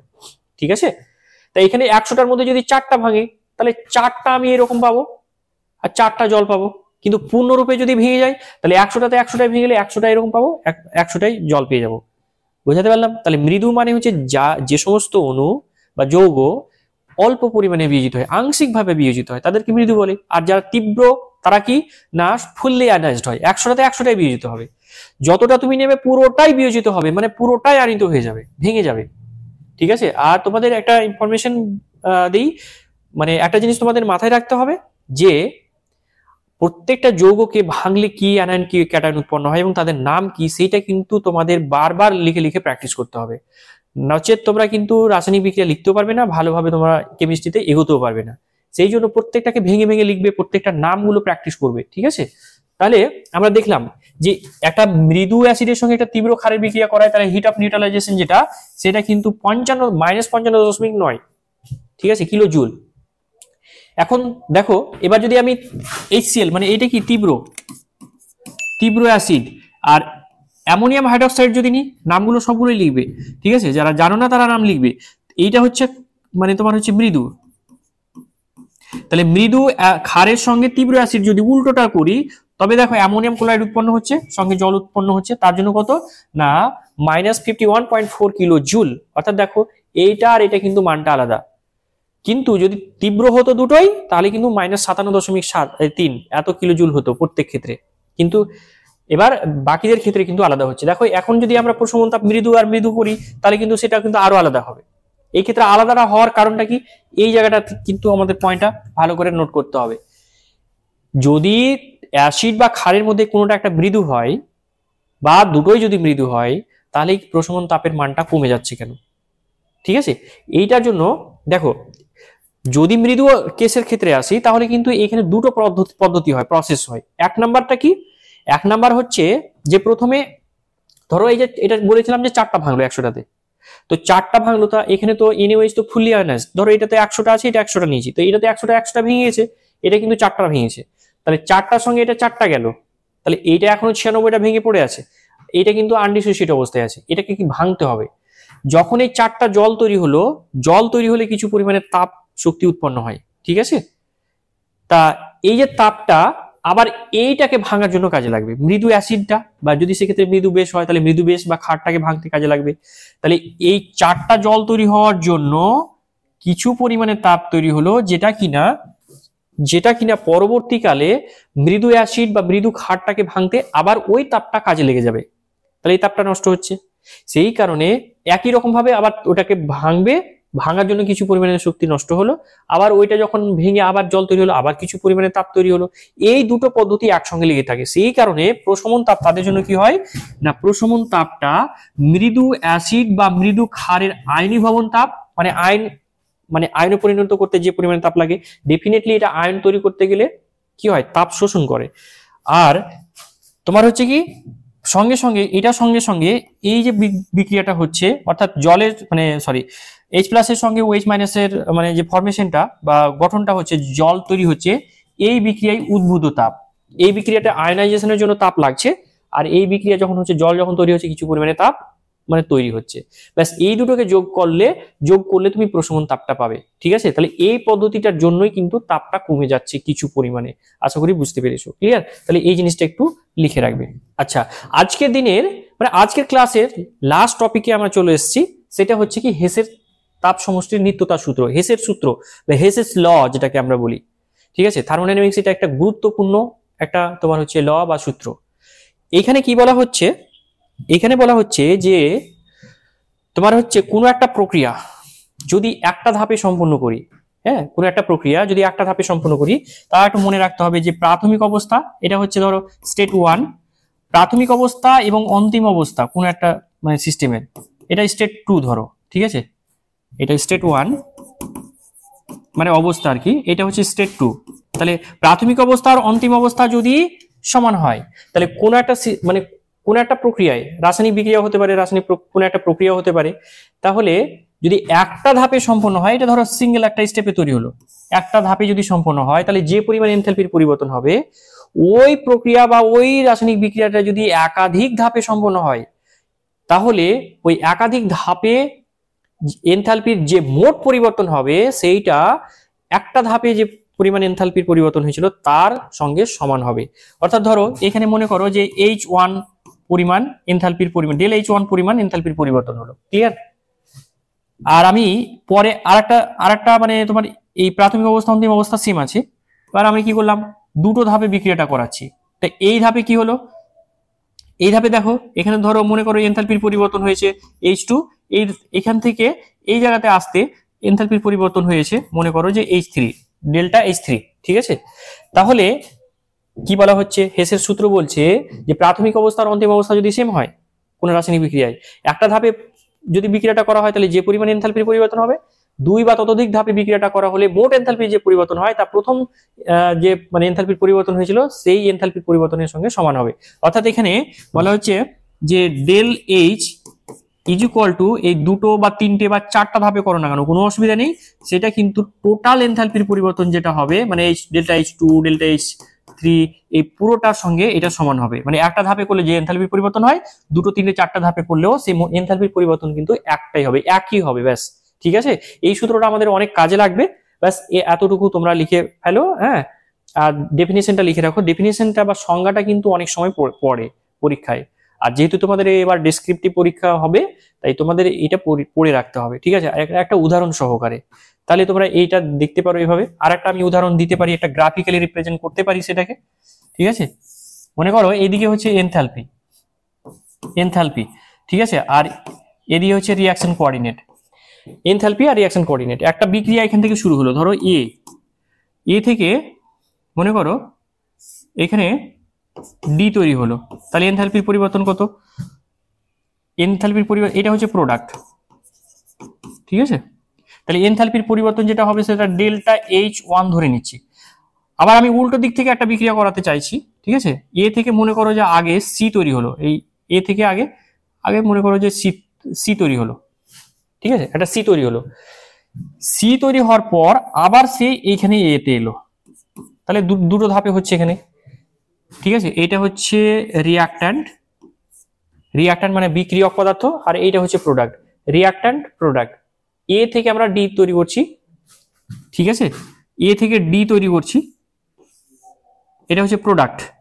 তাহলে এ থেকে আগে ডি সরাসরি করতে পারি, তাহলে এটা কত ডেল্টা H1, আর এ থেকে সি তে নিয়ে যেতে পারি, সি থেকে আবার ডি তে নিয়ে আসতে পারি, তাহলে এইটা হচ্ছে পরিবর্তন ডেল্টা H2 ধরে নাও। আর এইখান থেকে সি থেকে যদি ডিতে আসি, এখানে ধরে নাও ডেল্টা H3। একই রকম ভাবে আমরা লিখতে পারি, হয় তুমি এই পথ ঘুরে এসো আর না হলে ডাইরেক্ট যাও। এই পথের যে পরিমাণ এনথালপি পরিবর্তন হয়েছিল সেটা ডেল H1, তাহলে ডেল H1টা কার কার সঙ্গে সমান হবে, ডেল H2 ডেল H3 এদের সঙ্গে সমান হবে। তাদের ক্ষেত্রেও কিন্তু আমরা এইটা লিখতে পারবো। ওকে, তাহলে জাস্ট এটুকু ফেলো।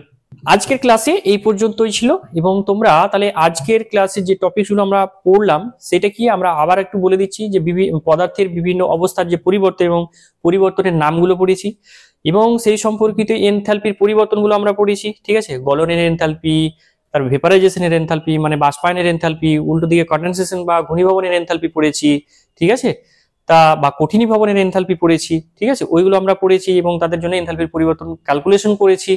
হ্যাঁ, প্রশমন এনথালপি পড়েছি, এবং লাস্টে পড়লাম হেসের সূত্র। হেসের সূত্রটা খুব ইম্পর্টেন্ট। এটা অনেক অ্যাপ্লিকেশন রয়েছে, অ্যাপ্লিকেশনগুলো তোমরা বইয়ে দেখো। আমরা এরপরেও তোমাদের যদি কোনো সমস্যা থাকে তাহলে আমাদেরকে কমেন্টের মাধ্যমে জানাও, ঠিক আছে।